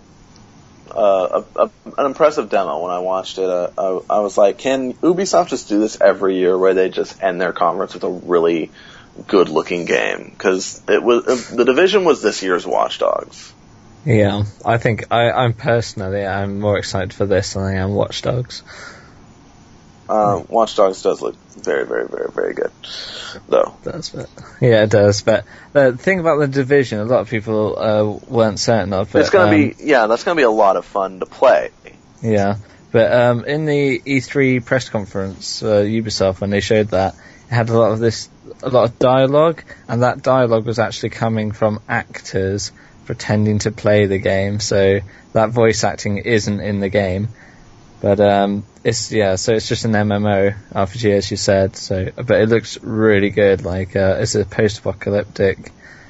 It kind of looks a lot like initially I thought it would be a Ghost Recon game, because a lot of the gadgets they showed during that demo was straight out of Ghost Recon, like the map coming out of his watch type thing. Yeah. But what I found most impressive about that demo was, graphically, it looked amazing, and if that's graphically looks amazing as an MMO, then think about what a studio like Naughty Dog could do with a single player game, where it doesn't have to dedicate separate bits to the online, just because obviously you have to make sacrifices to textures, etc., when you have lots of people playing online. So I think it bodes well for the future of this generation as well. Yeah, it looks very good. I'm very excited. That was one of my favorite games of E3. What else was revealed? Let's see. It was also revealed that Bethesda's upcoming MMORPG, The Elder Scrolls Online, will be coming to the X1 and PS4 along with the PC version. So, wait for that to become free to play, because it will. Yeah, it was like, there's that. That's basically like the only thing I could say to that. What else? And I already mentioned that online play on the PS4 will be restricted for non-PS Plus members. Yeah. So that was kind of the Sony E3 stuff in a nutshell. But let's go ahead and open the floor for discussion, because it's time for the topic of the week. Let's open the floor, kind of branch out on other stuff that we saw on E3. I'll go ahead and start and say that Metal Gear Solid 5 looks fucking phenomenal. Oh man, yeah, definitely. I told my friend, I was like, have you seen that video? I was like, dude, I loved Red Dead Redemption, but never has riding a horse looked so awesome. Okay, that demo looked phenomenal when they showed that. It was like that was a great start for that conference, but it just shows next gen. You know that can be possible this generation. But I mean, it was surprising that it was during the Microsoft conference. I think that's what they were doing, trying to say like, hey, it's on this platform as well. It's a message to the more casual gamers that associate Metal Gear with PlayStation. Yeah, but that doesn't mean that you can't play it on PlayStation. It is a cross-platform title, so yes, you get to. It's not an exclusive. Thank fucking Christ. Another thing that was announced about that game that wasn't at the Microsoft press conference was maps for that game. There's like user-generated maps can be made for players on Metal Gear Solid 5. Because they did announce this an open world type thing, and it sounds like some of the missions are kind of smaller, like Peace Walker, but not as in like, I think they're more stage areas. So they'll be much larger and more ambitious than Peace Walker, but just how some of the missions will go out. Speaking of Peace Walker, Nate, you and I need to play some Peace Walker sometime. I got Peace Walker. Indeedy. Yeah, then you should join us, because I gotta beat that fucking game. To start it again, because I didn't get what was going on the first time through. We'll have to start a new game. And I'm going to want to play the HD version on PS3 anyway. Yeah. Good, yeah. Are you playing the PS3 version, Matt? Yes, I am. Good. Cool. Anyway, MGS5, Phantom Pain. Kiefer Sutherland is the voice of Snake now. Unfortunately. Sounded weird. It doesn't sound... It sounded terrible, weird. It sounded bad. But it doesn't sound like Snake. He doesn't sound like he smokes enough. Exactly, definitely. That's what we want to hear, the... Metal Gear Solid 1 Snake is still one of the best Snakes. I need to hear him say Metal Gear. Metal Gear? If he doesn't say Metal Gear, then I'm going to be very disappointed. There's just 25 years of David Hayter and his enunciations, and I don't know, you just can't throw that all out the window. You know? I don't know why that happened, though, because in the Japanese version, they didn't change the voice actor. Well, basically what they're saying is, I was watching the video, and they had, they were doing this motion capture thing where they got the dots all over his face and all that. So yeah, it looks like a bearded Kiefer Sutherland. So basically what their issue was, yes, David Hayter sounds like Snake, but he doesn't really look like Snake. I think that's a bullshit PR response there. I think that's totally... how does Keith Sutherland look like Snake? I guess that's just, what they envision, in a way, I guess, when you... Maybe Have with you seen the what beard, David Hayter looks like? Maybe, yes, I've seen what David Hayter looks like. And he kind of does look, I think he kind of looks like Snake, but maybe that's what I thought. I swear, he looks like Snake. David Hayter. He's got the nose, definitely. If you start Metal Gear Solid 4, and it has the interview, the FMV interview with David Hayter, in that really odd start to Metal Gear Solid 4, he just looks like Snake, and he's got the eye patch on made to look like a real life Snake. And I just think it's absolute bullshit, and I think Japan's gay, and I don't know what their problem is with David Hayter. Regardless, though, it looks very good. It looks like there are going to be crazy characters back with this, what's his name, Skullface. Yeah. And then there was the kid, and then there was the girl with the big ass boobs and whatever. The Sniper Wolf wannabe. Yeah, I guess. But that's what I've been missing. Code talker or code sayer? I don't remember. But, I've been playing these ones that were meant for the PSP, because I've been playing Peace Walker on my PS3. And there's a significant lack of crazy characters. All the enemies in the first 3 Metal Gear Solids. I wouldn't know about 4 because I haven't played it yet. Still. It's got him. Yeah. Yeah, I was going to say... I know that Vamp and Raiden are back, and I know that there's Liquid Ocelot, but I don't know anybody else. So... Also, that's another thing that I'm really happy to see again, is Ocelot is back. And voiced by Troy Baker. They keep changing his voice actor. Well, he's younger, so, you can't just... I know. No, I'm still annoyed at how they changed Liquid Ocelot in Metal Gear Solid 4. He should have had Liquid's voice, but then... Spoiler, it was all mind control, and he just pretended to be like your brother for no reason. Brilliant. Well, nanomachines. So basically, yeah. Fuck Metal Gear Solid 4. I still haven't played it. I still really want to play it, but gotta finish those other games first. That was my game. That was my E3 game. That was the one that I was just oh my god, everything else looked great. Destiny looked great. Division looked great. Watch Dogs still look great. So many things looked so amazing, but I didn't get like legitimately like up on my feet and like excited for anything except Metal Gear Solid 5. I was like, everything else was just like, yeah, that's cool, that's awesome. What about you guys? My moment was definitely Mega Man and Smash Brothers. Ha ha ha, yes. Mega Man, Animal Crossing Villager, and Wii Fit Girl. Oh, Wii Fit Trainer. But who cares? Like, Mega Man is in it, man. Mega Man is in Smash Brothers. Like when I read that, yeah, Mega Man went from Marvel vs. Capcom to Smash Brothers. Like that, like when I read that that update, I was like, Mega Man, oh, that's cool.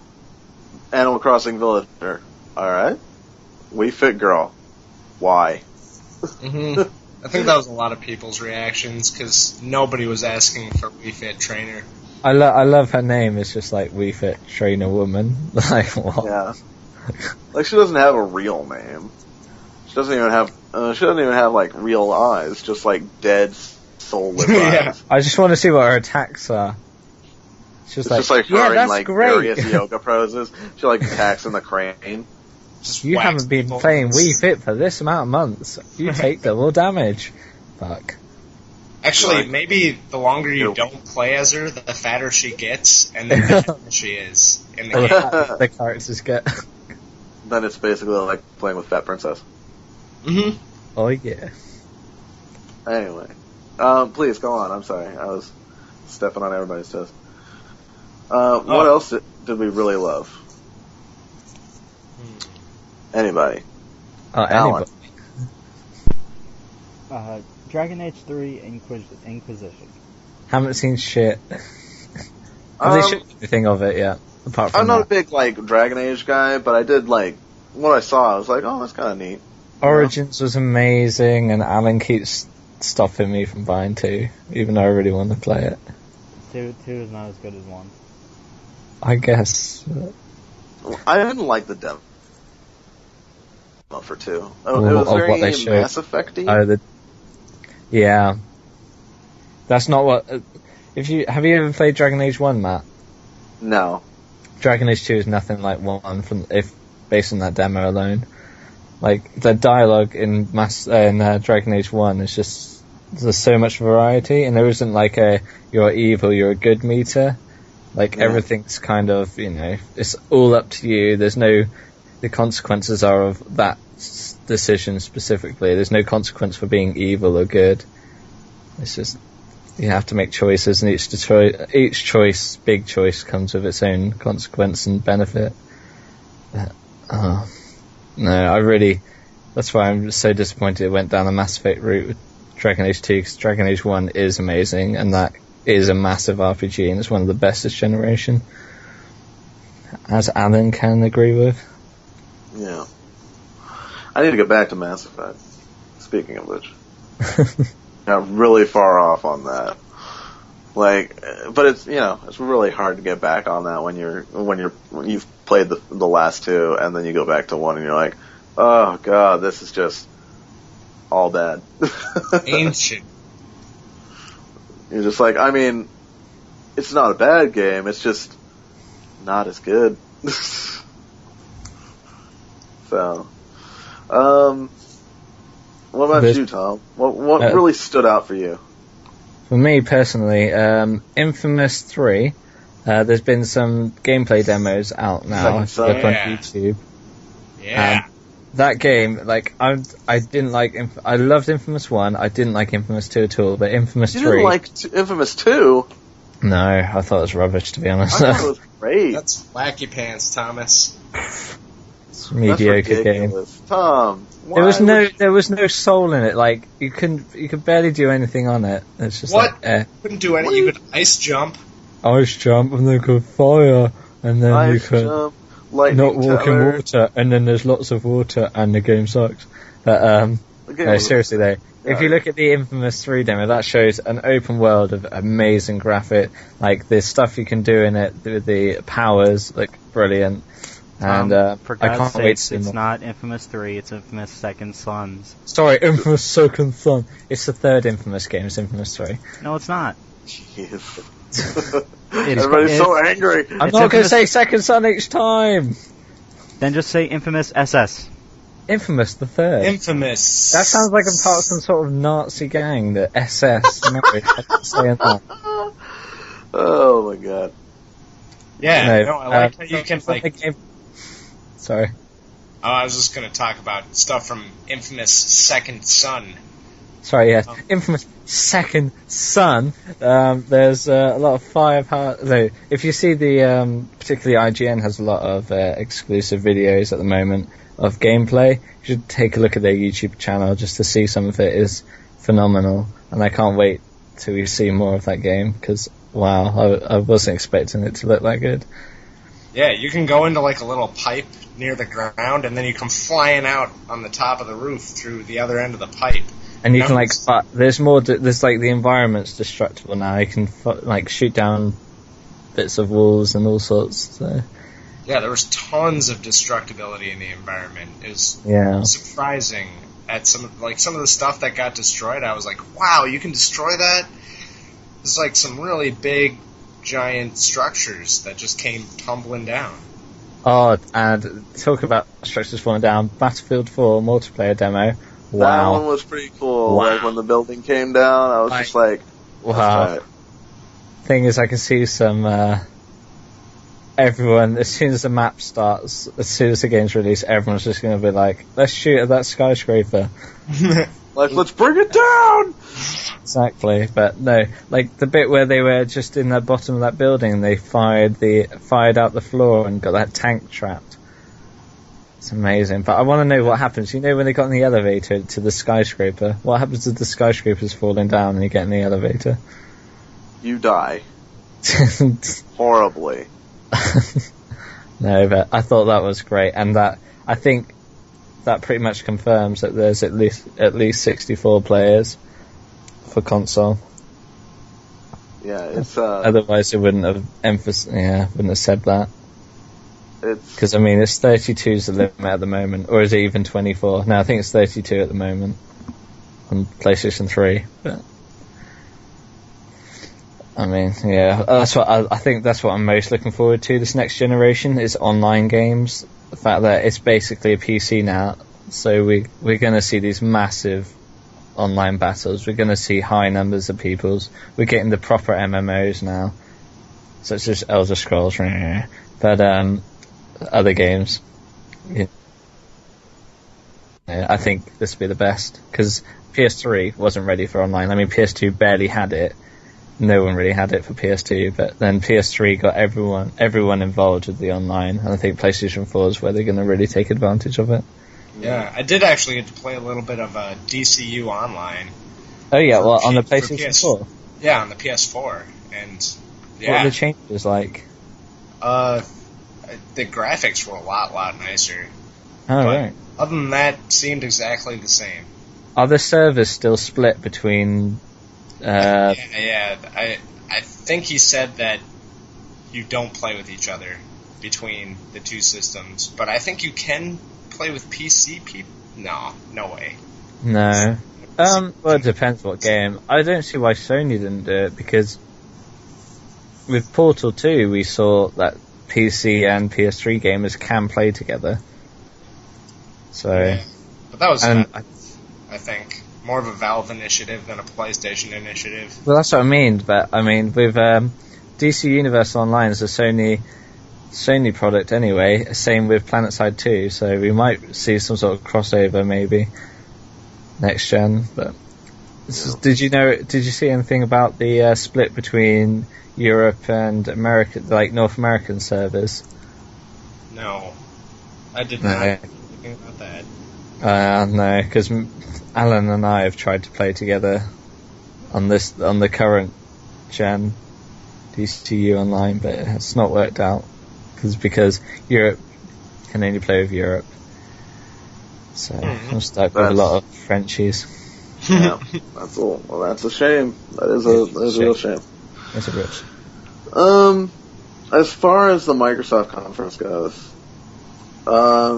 Yes, they were all about games this time. They showed some decent looking games. The only one that I was actually like halfway interested in though was Quantum Break, like I said before. Because because it's Remedy, and everybody knows that I love Remedy. I was kind of jealous about Titanfall, personally. I mean, Titanfall looks good, but it's not an exclusive, it's also on PC. Yeah, I'm not going to get a gaming PC. I still can't play it, but like, at least it's not an exclusive. But, my friends were very... Josh and our friend were also very hyped for Titanfall. It does look good. Destiny looks amazing too. Yep. There was the demo. They're in an industrial warehouse or some kind of thing, some such thing, and it's really dark. And then this it was little like a wool, wasn't it? I don't remember. They started out in the field, and then they went to go to a wall to get to the other side. Yeah. It seemed to have some sort of Borderlands loot system. Yes, it does. Which I didn't expect. Like I didn't think that was the case. I thought it was so cheesy. They were like, "Hey, look, I got this gun. Oh, what's it called? Oh, it's a get behind me gun." I thought that was like really cringy, awful stuff. But apart from that, like but it did show there was some sort of random loot generator. It seemed, or at least some sort of loot-driven game. Yeah, it looks good. It looks good. It's very, very impressive. Are there any other games that we really, really enjoyed looking at before I move on to the disaster of E3? No? I'm going to say no. I think there's probably something we missed, but if we have missed it, we'll get back to it in another show. Yeah, I'm sure we will. So there was a disaster at E3. For Xbox. And it was the entire Xbox conference. No, I'd say the conference went okay. It's just the console. Well, I mean, no, the conference itself went okay, except for the disaster in the conference was first the price point. Game. The price point is a disaster because it's fucking $500. Then there was the flying game where it didn't like the Dragons game where it was just silent. And the Battlefield one as well. And then Battlefield, like the guy was like, "Can I leave?" I'm like, "No, stay on." Like they're like, are we continuing? So Battlefield 4 is just has been confirmed to be a title screen. But the biggest disaster of that entire conference had to be the Killer Instinct demo. When it was a huge sausage fest up on that stage, up until the Killer Instinct demo, when they brought their first female on the stage to play a developer. Yeah. And he proceeded to beat her so mercilessly, and then used the worst possible phrasing by saying, "Just lay back, it'll all be over soon." Yep. Oh, yeah. that was so bad. I love it. Then he said, so funny. Then he said, "You like it, don't you?" And she said, "No, I don't like it like that." So I was like, and what's worse? Like, it's bad enough that he said it, but what's worse is that it sounded so scripted. And the game was shit. And that's I have to mention that as well. I mean, yes, but that makes it 10 times worse. It's like somebody told you to say those words to her. Like, that's a terrible idea. So, that was a disaster. Also, Don Matrick shot himself in the foot. Don Matrick always shoots himself in the foot. When he was being interviewed, he said, He said, well, for people that don't have, a stable internet connection, there is an offline alternative. It's called Xbox 360. Otherwise, the PlayStation 4. He's such, what a twat, seriously, like, what a dickhead to say that. Did he have for someone in his position, you'd think he'd have better PR training than that. Like, just, if you get bad questions like that, just say no comment, or just don't, say something really, PR-y, not, you could just get the last one we made, Yeah, he basically was just like, oh, so you don't have a stable internet connection. Well, you can't get this console then, because you're fucked. Might as well just buy our old one. It's okay, because we made the poor people slim version for poor people like you who can't have internet all the time. God. Get a 360, man. Oh, Don Matrick. Like, as soon as I heard that, I was like, oh. I'm so in touch with the gaming popular. As soon as I saw that video of him saying that, I was like, oh, Don Matrick, what did you do? Don Matrick against Jack Trenton. Trenton is just, there's no match. No contest. He's amazing, Jack Trenton, but just Don Matrick, he's come up with a lot of rubbish to C3. It's just, personally, like, stuff like, even if I bet PRs. Captain Jack is the man. Yeah. That's that. I heard the Reigns of Castamere watching that PlayStation conference. Another disaster, though, actually happened during the PlayStation conference, when they had to just basically stop the Assassin's Creed 4 demo. Well, there's a surprise. Assassin's Creed, buggy and shit. It's not like all their other Assassin's Creed games since Assassin's Creed 2. Tom, you were actually fairly angry with the Sony conference. Me? Well, I just think Sony, it was theirs to win, and I think they handled it poorly. I mean, they dwelled too long. Of course they want to show they have legacy support, but they could have done it in a better way. And they didn't, they had games that flashed up on the screen, which they should have focused more on, even just a tiny bit more on, Jack Trenton just, just went through the names of the game, even saying tear away, but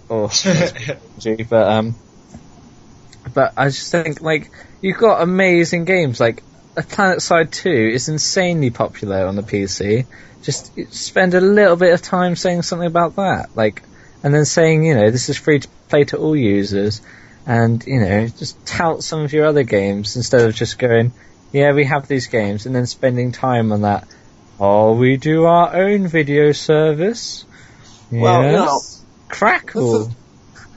This is the time where, they gotta get all this stuff out there. I know they do. I think that the structure, it was poorly structured.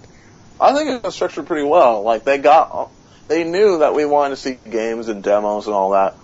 They got all that other boring shit out of the way first. Yeah, but I don't think the demos they showed were good enough. I know they have a deal with Ubisoft and they have to show that the Ubisoft games, but I think they should have shown more of their exclusives. Yeah. Well, I think they kind of showed all the exclusives they had during their conference. So, I don't know. I mean, they had a couple exclusives, didn't they? It's been a while. I can't even remember. Can't remember. It was a long week. They showed a little bit of Killzone, but there wasn't really gameplay, was it? There was a trailer for Infamous Second Son. Yeah. Which gave us a little more exposition. I like that. I think his brother was in the security services. They really should have shown the gameplay, though, that's recently come out. If they showed Infamous gameplay like that, I think that would have won a lot of people over. I just think this is a press conference. This is for the gaming enthusiasts. I mean, they're lucky they had the opportunity to just absolutely destroy Microsoft at the end of it, because otherwise I think it would have been pretty mediocre. And, I mean, did you see the look on that guy's face? He knew.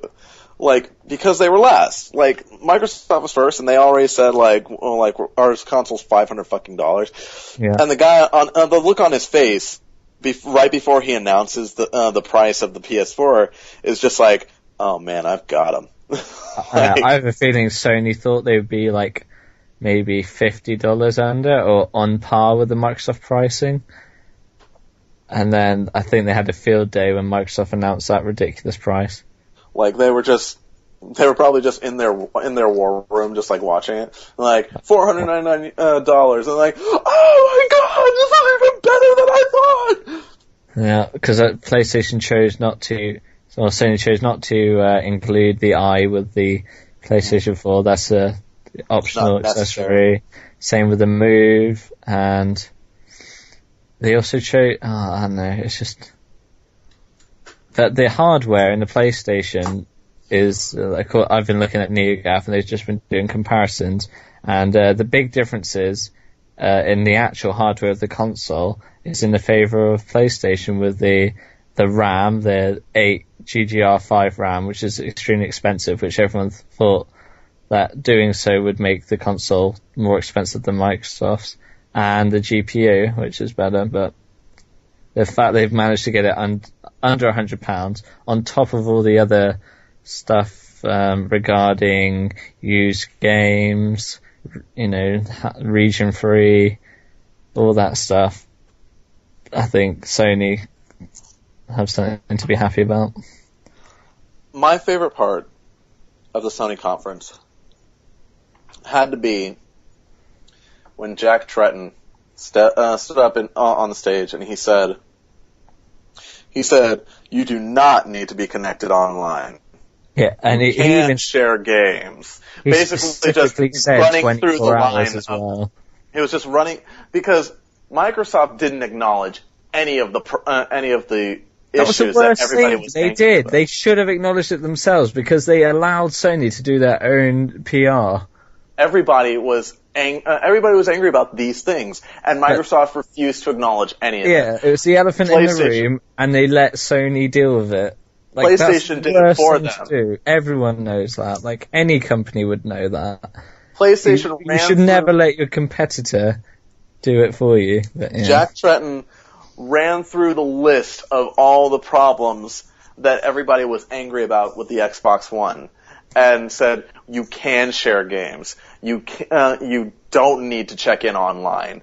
And the room just erupted in screams and cheers. And then my favorite part, he says, guess that's a good thing.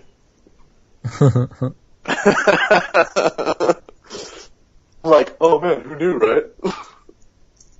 I mean, I'd like to hope that in the back room, Don Matrick is watching that going, oh my god, what have we done? I'm sure someone somewhere is getting in trouble. Someone in the press conference organizer for Microsoft. Yeah. Is there anything else that we want to discuss as far as E3?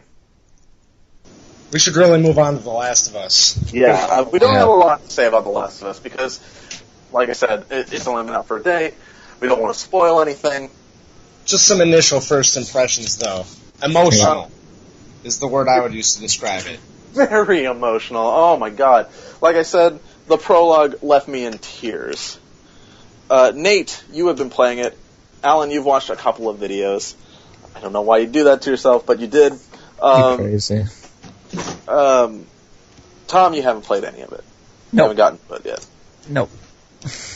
I played about 3 hours, and yeah, that intro sequence, just probably the best intro sequence in a game. Oh my god, it's so very good. As far as location is, just so we don't spoil it for Tom, Nate, where are you right now? I am, I don't know how to say it without spoiling anything. I just got past the Leany skyscraper. Oh, okay, alright. Okay.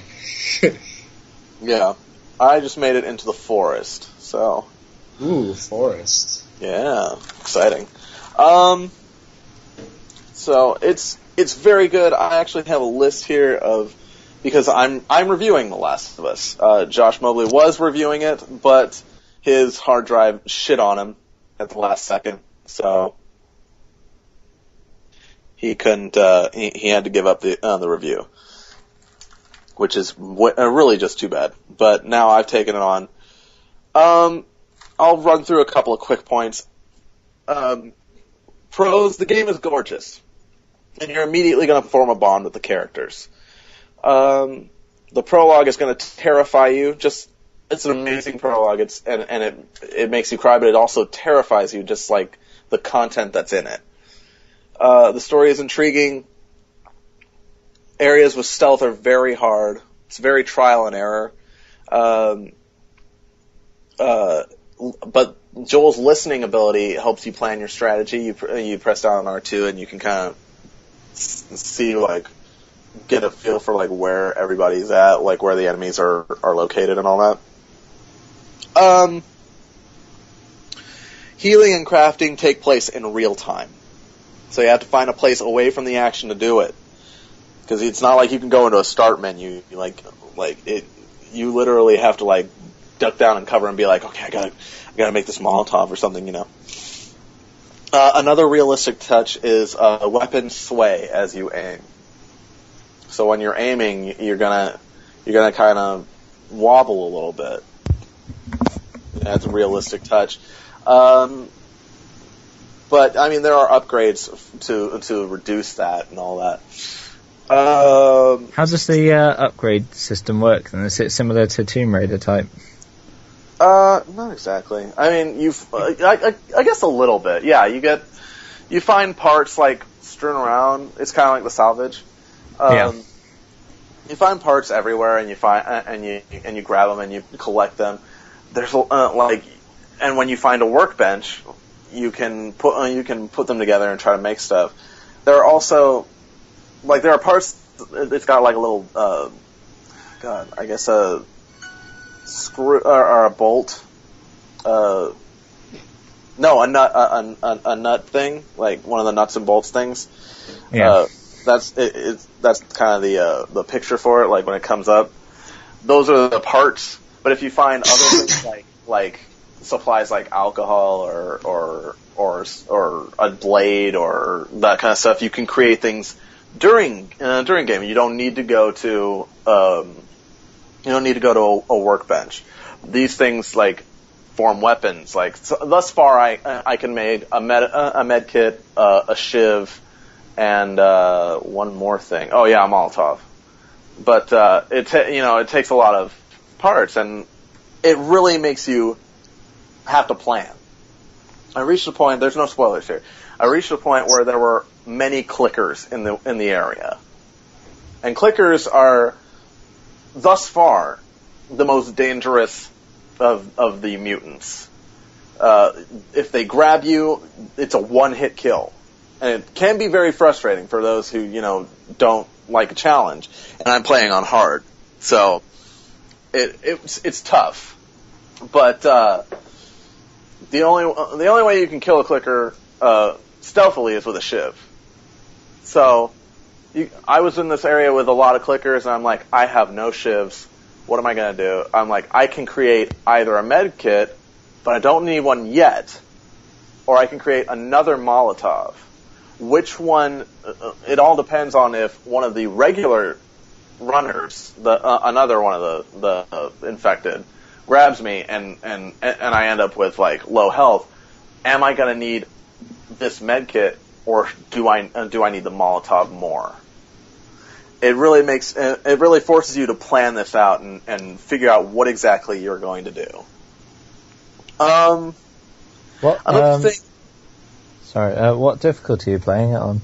I'm playing it on hard right now. Yeah, that's what I was planning on doing on. Is it hard so far, or?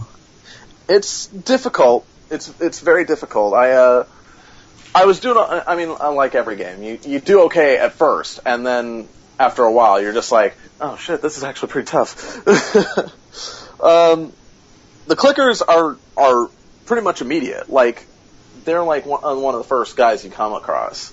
I mean, you run across a few runners, I haven't met stalkers yet, which is there's a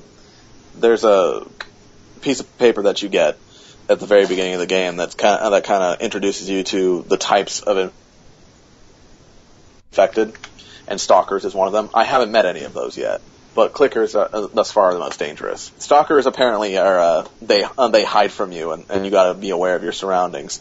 So that'll be kind of exciting. It's a very tense atmosphere. But yeah, it's very tough. And there's another thing I've been saying a lot about realism, like how it makes it feel real. This carries over with the kill scenes. When you kill someone, it can get hard to watch. It encourages stealth in a way, because if you're running around and you kill someone, like watching Joel strangle a person, like when it's an infected, I don't care. But when it's an actual person, when I watch him strangle them, it's tough to watch. And especially when like you're not trying to be stealthy and you're just beating them up. There are scenes where like if you get them close to a wall, he'll smash their face in on the wall to the point where there is like literally a crater in their face. Yep. It's brutal. It's brutal, and it kind of takes its toll on you. Like it encourages you to be stealthy. You want to be like, oh my god, that hurts me to watch. But it's very violent. But there's not a lot of cons on my list. Just that it's pretty violent, which most games are. Every life takes a toll. Clickers are a one-hit kill. It can get frustrating, but I have a big, healthy list of pros, and it's an amazing game thus far. Like I can't say too much without going into like spoilers. So, but Fair Nate, enough. you've played it. How do you feel about it thus far? I actually kind of think after that intro sequence, it's paced maybe a little too slowly so far. I'm hoping it picks up, but I mean, I'm still enjoying it. Like, just exploring the areas and stuff is really fun. One thing I will say I think is funny is that, I mean, there are some parts where you have to, like, lay a plank over a gap or something like that, and you're just like, man, Nathan Drake would have just jumped right over that little gap. He would have just gone for it. Yep, he would have just done it. Yeah. But not these guys. They're too wary, too careful. Yeah. The game does pick up. It's like the prologue is amazing, but then it starts out kind of slow. But as soon as you meet Ellie, then it's just like, oh man, now I'm getting it. Like it starts getting into it, But yeah, it's a very good game. I know that we can't talk a whole lot, so... Has anyone tried the online? I tried some last night, and it was pretty fun, actually. Yeah. Kind of addicting. I tried both types. I can't remember what the other one is called. I believe it's Supply Raid is the first one, where you it's basically deathmatch. And then there's Survivors, which is basically like Counter-Strike, where you're a team of 4 and there are no respawns. So when you die, you're out. Yeah, that sounds really good. It's like SOCOM as well. Like I'm tempted to get the game soon, because a lot of my friends have got it, and they've said they have good things to say about the online as well. Yeah, it's fun, and that's good, because this is Naughty Dog. They also did the Uncharted multiplayer, which is really good, and I've always been disappointed by a lot of multiplayers that didn't seem necessary. Like Tomb Raider's multiplayer was very unnecessary. Oh, it's awful. I played that as a friend at a friend's house recently. I think that game's terrible online, Tomb Raider. Tomb Raider is a great game. It didn't need online, but they put it in there. It really didn't. But And what's worse is that, they have those crappy online trophies, like, get to rank 60. It's like, why? Yeah. Oh yeah, that's It's another like, question just actually. put them in a pretty easy Online platinum. trophies. The online trophies, there are only like 2, I think. Maybe Is 4. it just for doing the modes, or is it? There's beat a game in each mode, like Yeah. win a game in each mode, and then there's gain 40 followers in your faction, which is basically like when you're doing well and you win games, more people join your faction. And you can connect to Facebook and all that, so like your friends, even the ones that don't have the game, like they'll just join your faction if you're doing well okay. in online. So you'll get a trophy for like if your faction is is like 40 people or more. I have 11 at this point, but Early days. and there are 2 other trophies. I don't know I haven't looked them up because I'm trying to avoid spoilers, but like they only say complete the hunter thing and complete. I gotta read it, but it's like hunter and survivor. It's like complete the hunter journey and complete the survivor journey, and I don't know if those are online or not. I think they might be, but I'm sure they're not like difficult. The trophy list for The Last of Us is actually very short. It's mostly collection-based trophies, complete the game on this difficulty trophy, and then complete the game again on New Game Plus difficulty trophies. That's what I always get frustrated with Naughty Dog, is they lock the highest difficulty behind a wall. Like, I'd rather play the game the first time on the hardest.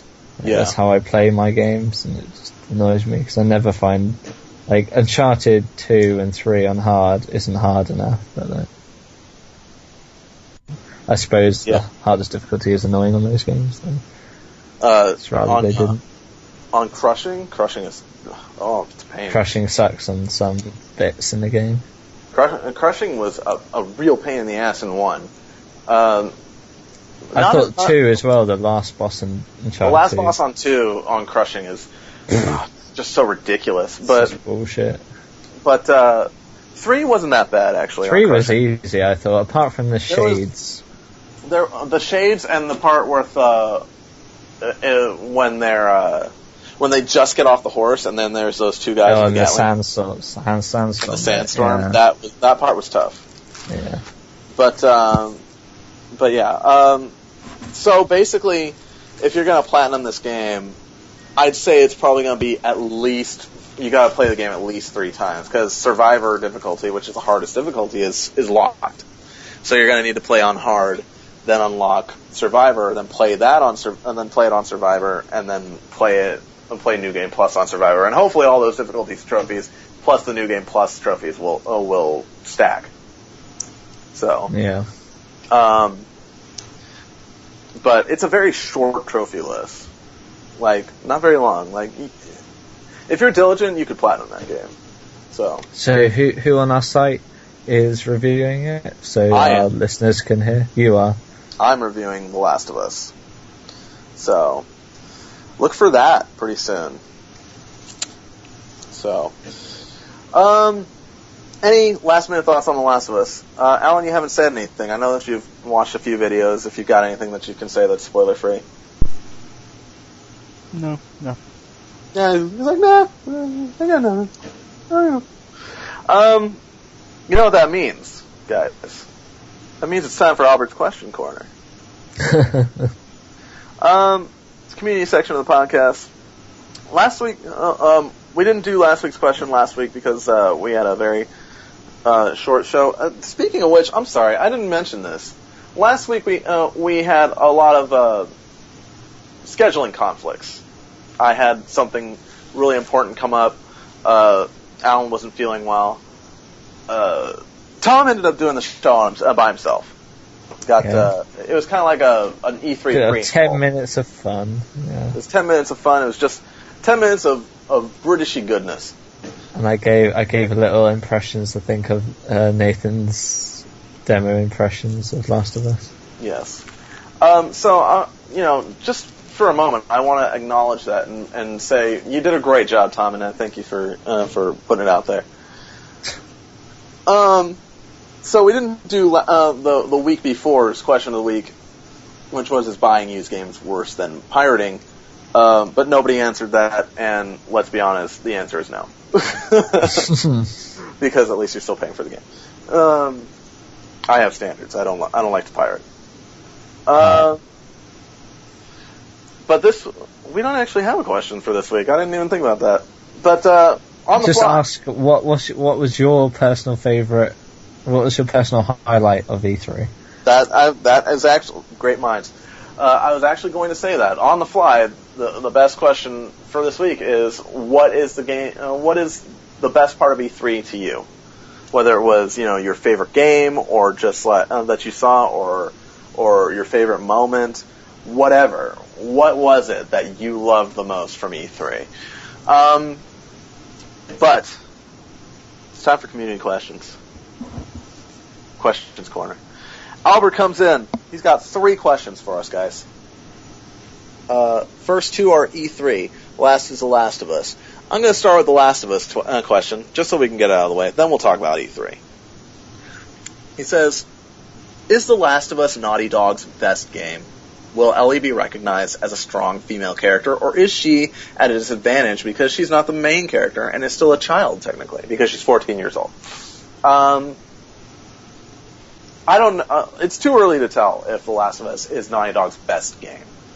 But I still think Jak 2 is their best game. I've only gotten a little ways into Jak 2, and Jak 2 is amazing. I'm okay with it. Jak 1's amazing as well. Jak 1 was great. Kind of mediocre. I don't know why, but I can't seem to get into Jak 2 as much as I did Jak 1, which is weird because I think it's like GTA. Yeah, I think half the problem is the fact you've approached it at this late. I got it at release when I was growing up, and that game was amazing. It really was. Just so much to do in that game. Just try to at least get to the part where you get the hoverboard, man. Hoverboard, yep, hoverboard, and you got the races as well, and all sorts. Yeah, I need to keep at it. Yeah, you should. Seriously, it's really good. And it's got a decent story, a few twists that you probably might see coming, but some of them are pretty good. Yeah. What else? I haven't finished Jak 2 or 3. I played the 3 Crash Bandicoot games and the 3 Uncharted games, obviously. Now, I loved Uncharted. And like I said, Last of Us, it's a little early to tell, but I will say I'm incredibly impressed with The Last of Us thus far. I'm glad it didn't do an Uncharted kart race. Yeah. It would have fit with the trend. Yeah, exactly. I'm glad they broke out the mod and made a good game instead of hey Elena, get in the car. So I'm impressed with The Last of Us at this point. I mean, spoilers, this will probably get a very high grade. Alright. So more to the point of the question, I wouldn't say that Ellie's at any kind of disadvantage in terms of popularity just because she's not the playable character, because the whole point is that she's not the playable character, right? She's the person you're taking care of, quote unquote. A friend of mine equated her to Elizabeth in BioShock Infinite. Yeah. Which is very true. She was a very strong female character who can hold her own. And you don't have to take care of her. You're there to look out for her, but you don't need to constantly be watching her. Without spoiling, we've seen a similar game with BioShock Infinite with a female protagonist. So, how do you think she compares in her role in that? They're very similar. Ellie's a lot more grounded, so. I didn't realize that. I didn't realize that she helped you with supplies as well, because I was playing at one point, and she, I was kind of roughed up after a battle, and she goes, "Here, this might help," and she hands me a med kit, and I was like, "Oh, I didn't even know that she did that." But yeah, they're pretty similar in that respect. but like I said, still too early to tell whether or not which one I like more. It ends with a lighthouse. That's all I'm saying. Oh man, that would be a total mindfuck. I'd be like, what? But no, I don't think that Ellie will get the short end of the stick on that deal. She's a very strong character, and I've already formed a bond with her, and like they're not even like technically getting along yet, like not very close. They're just like, oh, come with me, come on, let's go. It's not like, it's not really paternal yet, but I still feel this like bond with her. So, Allan, you've played the game, so I wonder do you have any comment on what you've seen thus far? Of what? Of Ellie in The Last of Us. Have I not made it clear enough that I have not played it yet because I spent all of yesterday downloading it? Yes, but I don't know how much you've watched. Oh, I basically watched I pretty much stopped, or I was told by you specifically to stop watching, and I pretty much stopped at Ellie's introduction. Okay. Yes, I pretty much commanded you to stop because I didn't want you to do that to yourself. I'm sad that you didn't get to experience that prologue by yourself. I'm glad I watched. I'm glad I did what I did because I would have been totally turned off. It would have been a lot of emotional trauma that I am not ready for. It's pretty tough. It is rough. Okay. E3 questions. I would ask, it's been exaggerated that Xbox One is done, even though Microsoft did a lot to help. My question is, how many gamers did they lose? Realistically and objectively, project the sales of the PS4 and X1. Maybe 60-40 PS4? I think there's it's tough. It's really tough to do it realistically, because, only time will tell. But I'm going to go out on a limb here and say that they had to have lost more than that. I'm expecting more at the very least, 70-30 PS4. Yeah, just because it's such a better deal to get a PS4. I mean, especially because they're both going to be released right around the holidays. The parents are going to come into GameStop and they're going to be like, "Oh, the kid wants a new fucking console. What do I get him? Oh, obviously I'm going to get him this cheap one so I don't break the bank." Yeah.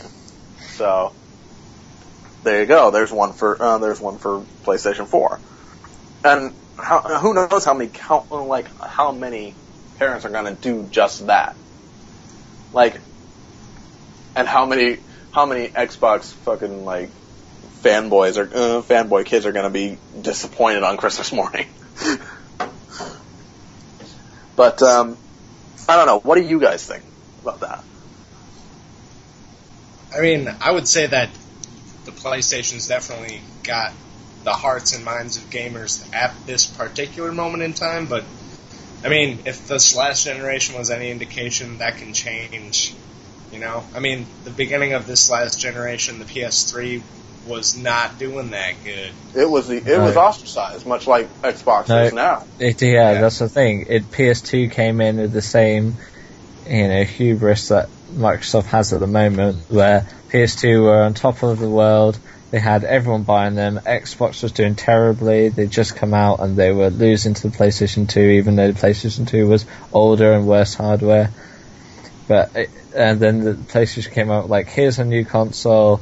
Everyone's going to buy it. So you're going to have $599. Look at our price tag. You're going to buy it anyway, so it doesn't matter. It's going to be hard to develop for, but it's powerful. So buy it. So.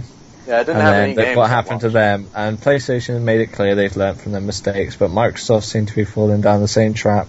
And I think they've got, they're just being disgusting. They're forgetting the fact that it's a gaming consoles, and it's all well and good that you have all these TV accessories, but no one's going to buy it because the only reason people buy these consoles is because they're gaming consoles. So you need to show that you're in the gamer's interest, and then it will come into the public interest.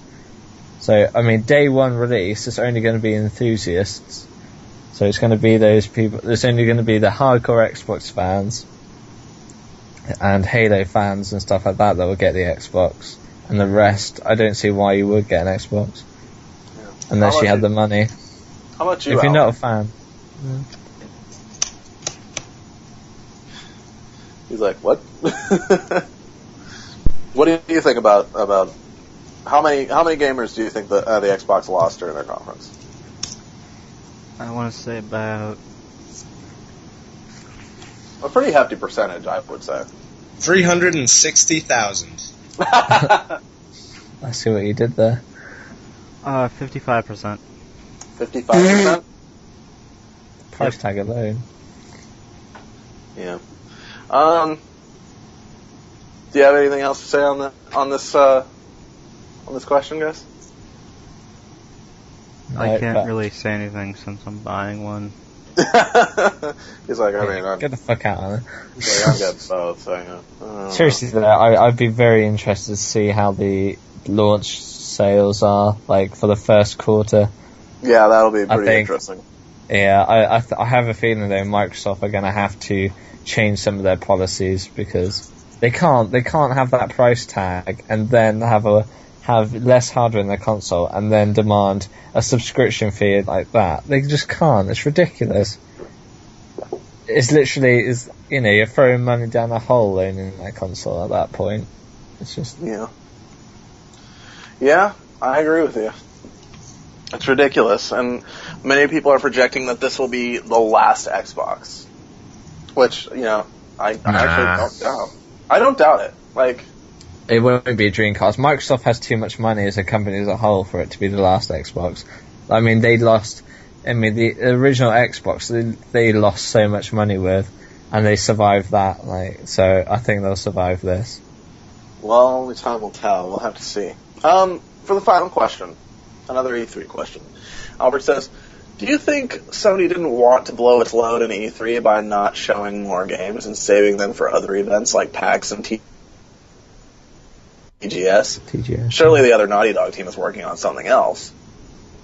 So, I'm trying to make sense of this. I'm trying to read it again. Do you think Sony didn't want to blow its load? Do you think Sony didn't want to go on? I understand it. It just took me a second to kind of work it out in my head. Not go all out by showing more games, saving the games for PAX and TGS. I mean, they showed some good stuff during their launch conference. So this one, they showed a few, and then they kind of talked a little bit more about the console, which was good. But I think all that stuff is out of the way now. So I think it'll benefit them when PAX and TGS come along, and they'll be like, look, just like with Microsoft this week, they just said, we're all about games. On those events, Sony's going to come out and be like, we're all about games. Check out these games. Look at all these games. Yeah. Because they don't need to talk about the console anymore. They talked about all of it. Well, TGS specifically. TGS, yeah, I mean, Sony usually have a strong presence there, and TGS, I think you have no room to be like, let's talk about our consoles. Like, nobody cares. This is a Tokyo Game Show. Tell me about your games. Yeah. That's what I mean. This is Sony is a Japanese company, and TGS is their sort of E3. And you've seen in the past, it's where Sony usually pulls out the big guns. I think this is possibly where we'll see something about The Last Guardian. Because it's not cancelled, so but I think we'll see a lot of stuff come out of that conference at TGS. I doubt we're going to see something on The Last Guardian and TGS. That's maybe not The Last Guardian, but I think Sony will do something big for TGS. Right. Because they'll want to win. Because with the launch coming up for Japan, and the show being in Japan, it'll be their biggest audience. And so I think they'll announce something there, or show more of something there that will get the crowds wild and ready to buy. Yeah. What about you guys, Alan and Nate? Do you have any opinions on this one? I'm sure they didn't say everything they're working on, but I imagine that they told us a lot, like a good 80+% of what's happening at this particular point in time. Right. They wouldn't show all their cards, so they must still have something up their sleeve. I'm sure they've got something planned for PAX. That'll be exciting. I always enjoy hearing about games. I think that's about it for us, guys. This is like another. Well, we were on the phone a little while longer before we started the show, so not quite 3 hours like our last Super Show, but still lots of content. So I think that's about going to wrap it up for us. Listeners, thank you for listening to the VGU.TV PlayStation Podcast, the DualShock Show. Rate and subscribe to our iTunes under DualShock Show. 5 stars, maybe. Leave us a review. I mean, I'd like to get a rating, but I'd prefer a good rating. But like, if I get any rating, it's like, oh well, at least somebody's listening. Every written review will be read. Yes. And I'll even read it out if it's not too nasty. Right. Leave us a review. I love hearing about your opinions. I love hearing about your opinions of me. Oh. Please visit our website, VGU.TV. Find us on Facebook or tweet at us at VGU.TV. You can also find us on YouTube at youtube.com/VGU.TV official, where you can also find this podcast in video format. DualShock also has a Facebook and a Twitter. You can find us at DualShock Show for both. That's all one word. Or if you want to tweet at us individually, Nate G is at NGamer. Allan is at the Allan Muir. That's ALLANMUIR. I am Mattman07 with 2 T's. Tom is at Gaming Hobbyist, one word. This is a PlayStation show, so if you want to play on the PSN with us, Nate Gamer is XWonko, that's XWONKO. Allan is that Jew boy with BOI. I am Mattman310. And Tom is Pie_guy. That's Pie Guy. The guy with the pie. Thank you again for listening to DualShock, and we will see you next time. Never stop playing.